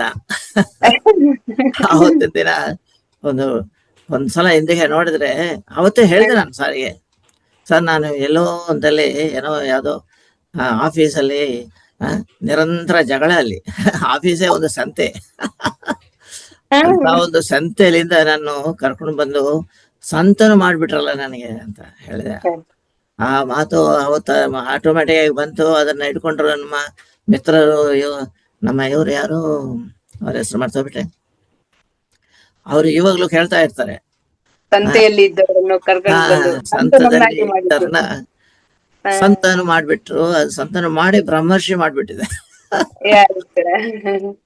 ಅದು ಪರಿಪೂರ್ಣ ಬದಲಾವಣೆ ಅಂತಂದ್ರೆ ಆ ರೀತಿ ಆಗಿರ್ತದೆ. ನಿಜವಾಗಿ ಆ ತರನೇ ಆಯ್ತು. ಇಲ್ಲಾಂದ್ರೆ ಪತ್ರಿ ಸರ್ ನನ್ನ ಎಷ್ಟು ತನಕ ಪರಿಚಯ ಇಲ್ಲದೆ ಹೋದ್ರೆ ಸಾಧಾರಣವಾಗಿ ನಾನು ಏನಾಗ್ತಾ ಇದ್ದೆ ಏನೋ, ಅದೇ ನಾನು ನನ್ನ ಉದ್ಯೋಗ ಕಂಟಿನ್ಯೂ ಮಾಡ್ತಿದ್ದೆ, ರಿಟೈರ್ಮೆಂಟ್ ಆದ್ರೂ ಕಂಟಿನ್ಯೂ ಮಾಡ್ತಿದ್ದೆ, ಅದೇ ಜಗಳ, ಅದೇ ಸಮಸ್ಯೆ, ಅದೇ ಸೇಮ್ ರೊಟೀನ್ ಅದಾಗಿ ಇರ್ತಿದ್ದೆ. ಇವತ್ತು ನಿಮ್ಮ ನೋಡುವಂತಹ ಭಾಗ್ಯ ಇರ್ತಿರ್ಲಿಲ್ಲ, ಇಷ್ಟು ಜನಕ್ಕೆ ಮಾತಾಡುವಂತಹ ಒಂದು ಅವಕಾಶ ಇರ್ತಿರ್ಲಿಲ್ಲ, ಜೀವನ ಪೂರ್ಣ ಶಾಂತಿ ಎನ್ನುವುದೇ ಇರ್ತಾ ಇರ್ಲಿಲ್ಲ. ಪ್ರಪಂಚ ಎಲ್ಲ ಮಿಕ್ಸ್ ತಾನೆ ಪ್ರಪಂಚ. Materialistic world is a mix duality ಅಲ್ವಾ, ಅದಕ್ಕೆ. ಆಗ ತಮ್ಮ ಭಾವನೆ ಸರ್ ಹೇಗೆ ಅನ್ಸಿತ್ತು ಬ್ರಹ್ಮರ್ಷಿ ಪದವಿ ಕೊಟ್ಟಾಗ? ಅವಾಗ ಏನಂತಂದ್ರೆ ನೋಡೋರೇ ಬ್ರಹ್ಮರ್ಷಿ, ನನಗೇನು ಅಲ್ಲ. ನಾನು ಮಾಡ್ಬೇಕಾಯ್ತು, ನಾನು ಎಲ್ಲರೂ ಕೂಡ ಆ ಒಂದು ದೈವತ್ವವನ್ನು ನೋಡ್ಲಿಕ್ಕೆ ನಮಗೆ ಅಭ್ಯಾಸ ಮಾಡ್ಕೊಳ್ಬೇಕು ನಾವು, ಅಷ್ಟೇ, ಬೇರೆ ಏನೂ ಇಲ್ಲ. ಅವ್ರು ಕಠಿಣವಾಗಿ ಮಾತಾಡ್ಬಹುದು, ಇಲ್ಲದೆ ಏನಾದ್ರೂ ಮಾತಾಡ್ಬಹುದು, ಇಟ್ ಈಸ್ ದೇರ್ ಚಾಯ್ಸ್ ಅನ್ನೋದು ಇಟ್ಕೋಬೇಕು. ಎಲ್ಲರಲ್ಲಿ ನಾವು ದೈವತ್ವವನ್ನ ನೋಡ್ತಾನೆ ಮುಂದುವರಿವೆ. Really great message. ಆ ದೈವತ್ವವನ್ನ ನೋಡಿದಾಗ ನಮ್ಗೆ ಅವ್ರ ಮೇಲೆ ಸಿಟ್ಟು, ದ್ವೇಷ, ಕೋಪ ಇವ್ಯಾವ ಬರಲ್ಲ. ಅಂದ್ರೆ ಅಲ್ಲಿರೋದು ದೈವತ್ವವೇ ಅಷ್ಟೇ. ದೈವತ್ವ ಅಂದ್ರೆ ಪೂಜನೀಯ ಭಾವನೆ ಬರ್ತದೆ ನಮ್ಗಷ್ಟೇ, ನಿಜ. ಆಮೇಲೆ ಇನ್ನೊಂದು ಸರ್, ಈಗ ಇದಾದ್ಮೇಲೆ ಸರ್, ಸಾರಿ, ಇನ್ನೊಂದು ಕ್ವಶನ್ ಇತ್ತು ತಮಗೆ, ನೆನಪು ಮಾಡ್ಕೊಳ್ಳಿ. ಓಕೆ. ಅಕಾಡೆಮಿ ಸರ್, ರೈಟ್, ಅಕಾಡೆಮಿಗೆ ಈಗ ತಾವು PSSM ಅಕಾಡೆಮಿಯನ್ನ ಸರ್ ಅವರೇ ಹೇಳಿದ್ರು, ಡಿಸ್ಕೋರ್ಸಸ್ ಸಾಕು, ಇನ್ನು ಕೋರ್ಸಸ್ ಇರ್ಲಿ, ಅಂದ್ರೆ ಆಧ್ಯಾತ್ಮಿಕ ಶಿಕ್ಷಣವನ್ನು ಕ್ರಮಶಿಕ್ಷಣವಾಗಿ ಒಂದು ಕೊಡೋಣ ಅಂತ ಸರ್ ಅವರು ಯಾವಾಗ ಹೇಳಿದ್ರು? ತಾವು ಯಾವಾಗ ಈ ಅಕಾಡೆಮಿಯನ್ನ ಆರಂಭಿಸಿದ್ರಿ? ಮತ್ತು ಅಕಾಡೆಮಿ ಮೂಲಕ ಈಗ ಪ್ರಪಂಚದ ಕೇವಲ ಕರ್ನಾಟಕ ಮಾತ್ರವಲ್ಲದೆ, ಈಗ ಮೊನ್ನೆ ಅಷ್ಟೇ ಕಲಬುರಗಿ ವಿಶ್ವವಿದ್ಯಾಲಯದಲ್ಲಿ BEd ಒಂದು ಕೋರ್ಸಿಗೆ ಈ ಒಂದು ಡಿಗ್ರಿನ ಇದು ಮಾಡೋದಕ್ಕೆ ಮಾಡಿದ್ದಾರೆ. ಬೇರೆ ಬೇರೆ ಯೂನಿವರ್ಸಿಟಿಯಲ್ಲಿ, ಈಗಾಗಲೇ 3 ಯೂನಿವರ್ಸಿಟಿಗಳಲ್ಲಿ, ಮತ್ತು ವಿಶೇಷವಾಗಿ ಶೈಲೇಂದ್ರ ಜೈನ್ ಅವರ ಒಂದು ಸಹಕಾರದೊಂದಿಗೆ ಸುಮಾರು ತಾವು ಸರ್ಕಾರದ ಮಟ್ಟದಲ್ಲಿ ಬಹಳಷ್ಟು ಹೋರಾಟ, ಬಹಳಷ್ಟು ಪ್ರಯತ್ನಗಳನ್ನ ಮಾಡಿದಿರಿ. ರಿಯಲಿ ಅದಂತೂ ನಾವ್ ಈ ವೇದಿಕೆಯಲ್ಲಿ ಹೇಳಕ್ಕೆ ಆಗಲ್ಲ, ಅದು ಗಂಟೆಗಟ್ಲೆ ಬೇಕು ಅದನ್ನೆಲ್ಲ ಹೇಳೋದಕ್ಕೆ. ಆದ್ರೆ ನಮ್ಮ ಎಲ್ರಿಗೂ ಈ PMC ಬಾಗಲಕೋಟೆ ವೀಕ್ಷಕರಿಗೆ ಗೊತ್ತಾಗ್ಬೇಕು ಅನ್ನೋ ದೃಷ್ಟಿಯಿಂದ ಅಕಾಡೆಮಿ ಯಾವಾಗ ಬಂತು ಸರ್, ಏನ್ ಹೇಳಿದ್ರು, ಹೇಗೆ ಆರಂಭಿಸಿದ್ರಿ, ಅದ್ರದ್ದು ಒಂದೆರಡು ಚಟುವಟಿಕೆಗಳನ್ನ ಸ್ವಲ್ಪ ಸಂಕ್ಷಿಪ್ತವಾಗಿ ಸರ್. ಎಸ್, ಈಗ ನಾನು ಧ್ಯಾನಕ್ಕೆ ಪರಿಚಯ ಆಗಿದ್ದು 97 ಅಂತ ಹೇಳಿದ್ನಲ್ಲ. 97ಲಿಂದ ಧ್ಯಾನ ಪ್ರಚಾರದಲ್ಲಿ ನಾನು ತೊಡಗಿದ್ದೆ. ಆದ್ಮೇಲೆ 2008 ಅಂದ್ರೆ 10 ವರ್ಷ ಕಾಲ ನಾವು ಈ ತರ ಒಡನಾಟ ಆಯ್ತು. ಪತ್ರಿ ಸಾರ್ನ ಕರ್ಕೊಂಡು 2 ತಿಂಗಳಿಗೆ ಒಂದ್ಸಲ, 1 ತಿಂಗಳ ಒಮ್ಮೆ ಒಂದ್ಸಲ, ಈ ತರ ಮಾಡ್ತಾ 2008ನಲ್ಲಿ ಬೆಂಗಳೂರಿನಲ್ಲಿ ಒಂದು ದೊಡ್ಡ ಯಜ್ಞ ಮಾಡಿದ್ವಿ ನಾವು. 7 days ಮಹಾಯಜ್ಞ ಮಾಡ್ತೀವಿ. ಸೊ ಅದು ಆವಾಗ ಇವನ್ ಇದು ಪಿರಮಿಡ್ ವ್ಯಾಲಿಯಲ್ಲಿ ಪಿರಮಿಡ್ ಕನ್ಸ್ಟ್ರಕ್ಷನ್ ಕೂಡ ಆಗಿತ್ತು. ಸೊ ಅಲ್ಲಿಗೆ ಎಲ್ಲರನ್ನ ಅಲ್ಲಿ ಕರ್ಕೊಂಡು ಹೋಗೋದು, ಮಾಡೋದು, ಇದೆಲ್ಲನೂ ಮಾಡ್ತಾ ಇದ್ದೆ ನಾನು. ಸೊ 2008 ಆ ವರ್ಷ ಆ ಒಂದು ದೊಡ್ಡ ಸಮಾರಂಭ ಮಾಡಿದ ಮೇಲೆ, ಅದು ಮುಗಿದ ಮೇಲೆ ನಂತರ ಪತ್ರಿ ಸರ್ ಅಂದ್ರು, ಸರಿ ಇಷ್ಟು ತನಕ ಮಾಡಿದ್ದೀಯಾ ನೀನು, 10 ವರ್ಷ ಇದೆಲ್ಲ ಮಾಡ್ಕೊಂಡು ಬಂದ್ವಿ, ಈಗ ನೀವು ಒಂದು ಕೆಲಸ ಮಾಡ್ಬೇಕು. ಏನಪ್ಪಾ ಅಂತಂದ್ರೆ, ನೀವು ಒಂದು ಅಕಾಡೆಮಿ ಅಂತ ಹೇಳಿ ಮಾಡಬೇಕಾಯಿತು. ಅದು ಎಲ್ಲರ ಜನರಕ್ಕೆಲ್ಲ ಕೂಡ ವಿಪುಲವಾಗಿ ಒಂದು ಆ ಶಾಸ್ತ್ರದ ಪರಿಜ್ಞಾನ ಬೇಕೇ ಬೇಕು. ನಾನಾದ್ರೂ ಪ್ರತಿಯೊಂದು ಸಭೆಯಲ್ಲಿ ಒಂದು 1 ಅವರ್ 2 ಅವರ್ಸ್ ಮಾತಾಡಿ ಹೋಗ್ತಾ ಇರ್ತೀನಿ. ಆದ್ರೆ ಜನರು ಏನಾಗಿದೆ, ಕೆಲವು ಜನ ಹಿಡ್ಕೊಂತಾರೆ, ಕೆಲವು ಜನ ಮತ್ತೆ ವಾಪಸ್ ಬರ್ತಾರೆ, ಮತ್ತೆ ತಿರುಗಿ ಮೊದಲನೇ ತರಾನೇ ಅವರ ವ್ಯವಹಾರ ಆಚಾರ ವ್ಯವಹಾರದಲ್ಲೇ ಮಾಡ್ಕೊಂಡು ಹೋಗ್ತಾ ಇದ್ದಾರೆ.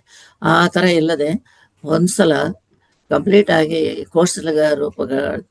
ಒಂದು ಕೋರ್ಸ್ಗಳನ್ನು ರೂಪ ಮಾಡಿ ಅದರ ಪ್ರಕಾರ ಡಿಟೈಲ್ಡ್ ಸ್ಪಿರಿಚುವಲ್ ಸೈನ್ಸ್ ಅನ್ನೋದು ಮಾಡಿಕೊಂಡು ಎಲ್ಲರೂ ತಿಳಿಸ್ಲಿಕ್ಕೆ ಒಂದು ಅಕಾಡೆಮಿ, ಒಂದು ಸ್ಕೂಲ್ ತರ ನಾವು ಇಡೋಣ ಅಂತ ಒಂದು ಆಲೋಚನೆ ಬಂತು.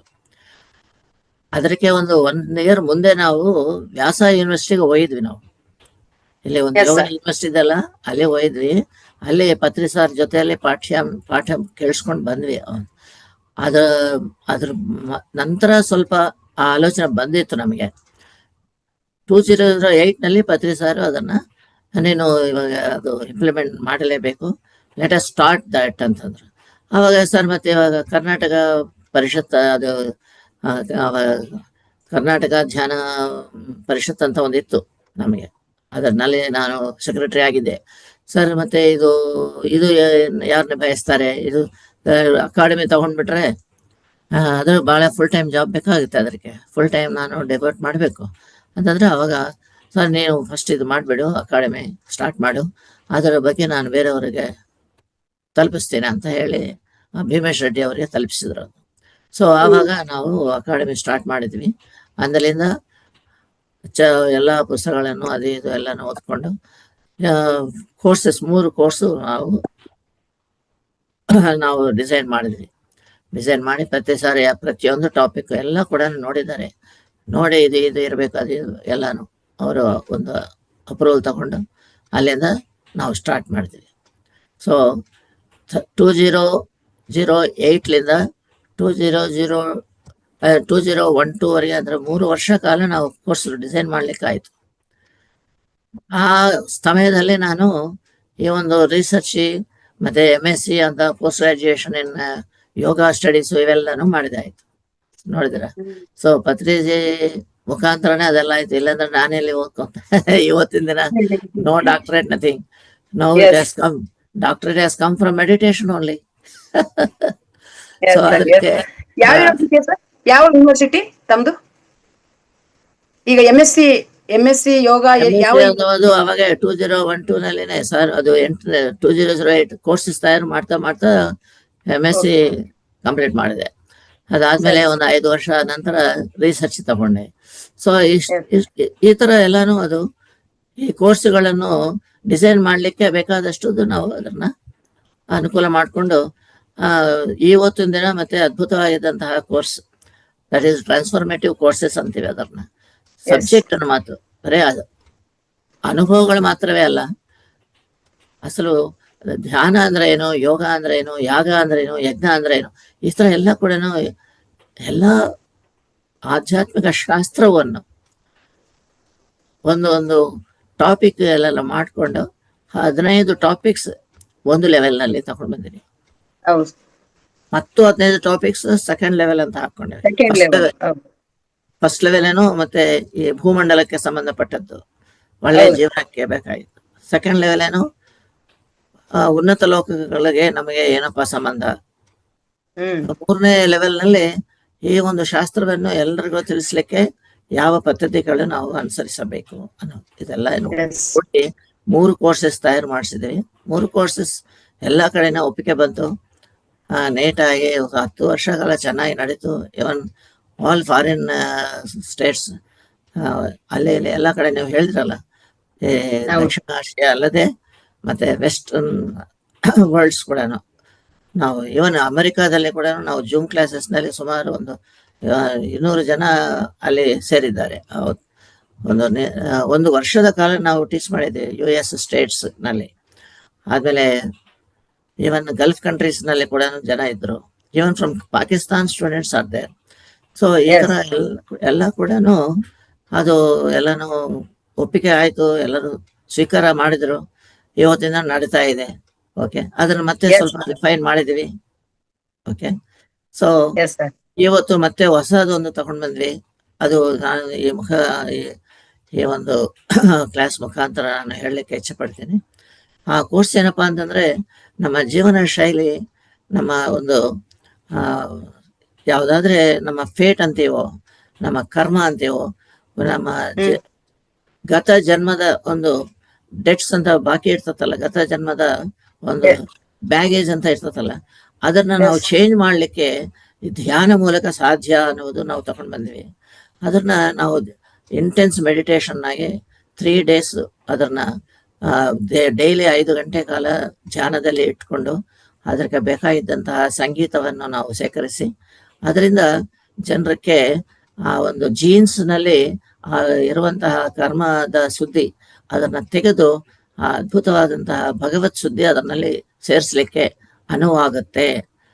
That is called reprogramming of our genes. Okay, rewriting of our fate, rewriting our fate. ಅದು ಸಾಧ್ಯ. ಇಷ್ಟು ತನಕ ಪುಸ್ತಕಗಳಲ್ಲಿ ಇತ್ತು, ಈಗ ಅದು ಹೊರಗಡೆ ತಗೊಂಡು ಬಂದು ಸಾರ್ವಜನಿಕ ಮಾಡಬೇಕು, ಎಲ್ಲ ಜನರಿಗೆ ತಿಳಿಸ್ಬೇಕು ಅನ್ನೋ ಪ್ರಯತ್ನದಲ್ಲಿ ಇದ್ದೀವಿ.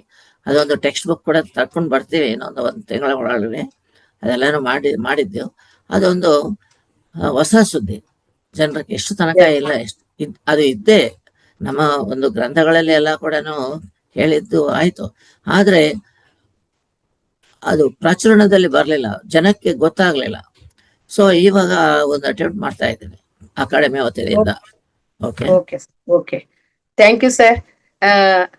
ನೋಡಿದ್ರಲ್ಲ ಆತ್ಮೀಯರೇ, ಇಂದಿನ ಸೋಲ್ ಸಂಭಾಷಣೆಯಲ್ಲಿ Brahmarshi doctor B Shivaramappa sir ಅವರು ಒಂದು ಕೋರ್ಸ್ ಆರಂಭಿಸಬೇಕು ಅನ್ನೋದಕ್ಕಾಗಿನೇ ಮತ್ತೆ MSc ಪದವಿಯನ್ನು ಯೋಗದಲ್ಲಿ ಮತ್ತು PhD ಪದವಿ, ಸಂಶೋಧನಾ ಅಭ್ಯರ್ಥಿಯಾಗಿ PhD ಪದವಿಯನ್ನು ಪಡೆದು ಆ ಅಕಾಡೆಮಿಗೆ ಒಂದು ಕೋರ್ಸ್ ಆರಂಭಿಸಲು ಬೇಕಾಗಿರುವಂತ ಎಲ್ಲ ಜ್ಞಾನವನ್ನ ಪಡ್ಕೊಂಡು ಒಂದು ಅಕಾಡೆಮಿಯನ್ನೇ ಆರಂಭಿಸಿ ಇವತ್ತಿಗೂ ಕೂಡ ನಿರಂತರವಾಗಿ ವಿದ್ಯಾರ್ಥಿ ತರ ತಾವು ಹೊಸದನ್ನ ಕಲಿತು ಹೊಸದನ್ನ ಎಲ್ಲರಿಗೂ ಕಲಿಸುವಂತಹ ಒಂದು ಮನೋಭಾವದಿಂದ ಮತ್ತು ಅವರೊಬ್ಬ ಬ್ರಹ್ಮರ್ಷಿಯಾಗಿ ಹೇಗೆ ಆದ್ರು, ಮೊದಲ ಭೇಟಿಯಲ್ಲಿನೇ ಪತ್ರಿಜಿ ಸರ್ ಅವರಿಂದ ಪತ್ರಿಜಿ ಸರ್ ಅವರ ಪ್ರಶ್ನೆಗಳಿಂದ ನೀನು ಏಕೆ ಬಂದಿ ನನ್ನನ್ನು ಭೇಟಿ ಆಗೋದಕ್ಕೆ, ನಿನಗೆ ಏನ್ ಬೇಕಾಗಿತ್ತು ಅಂತೇಳಿ ಅಂತಹ ಒಂದು ಪ್ರಶ್ನೆಗಳಿಂದನೇ ಅವರು ಜ್ಞಾನೋದಯವನ್ನ ಪಡೆದ್ರು, ತಮ್ಮನ್ನು ತಾವು ಅರ್ಥಕೊಂಡ್ರು.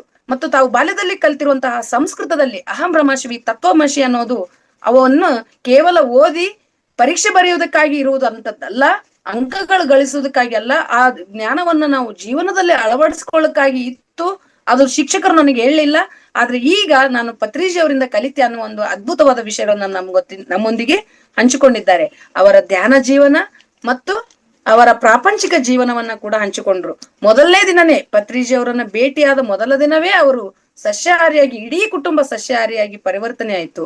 ಮತ್ತು ಕೇಂದ್ರ ಸರ್ಕಾರದ ಅತ್ಯುನ್ನತ ಹುದ್ದೆಯಲ್ಲಿ ಇರುವುದರಿಂದ ಅವರು ತಮ್ಮ ಅಧಿಕಾರದಲ್ಲಿರುವ ತಮ್ಮ ಸ್ನೇಹಿತರೆಲ್ಲರನ್ನ ಒಟ್ಟುಗೂಡಿಸಿ ಬೆಂಗಳೂರಿನಲ್ಲಿ ಮೊದಲ ಕ್ಲಾಸ್, ಪತ್ರಿಜಿ ಅವರ ಮೊದಲ ಕ್ಲಾಸ್ ಅನ್ನು ಆರಂಭಿಸಿದ್ರು.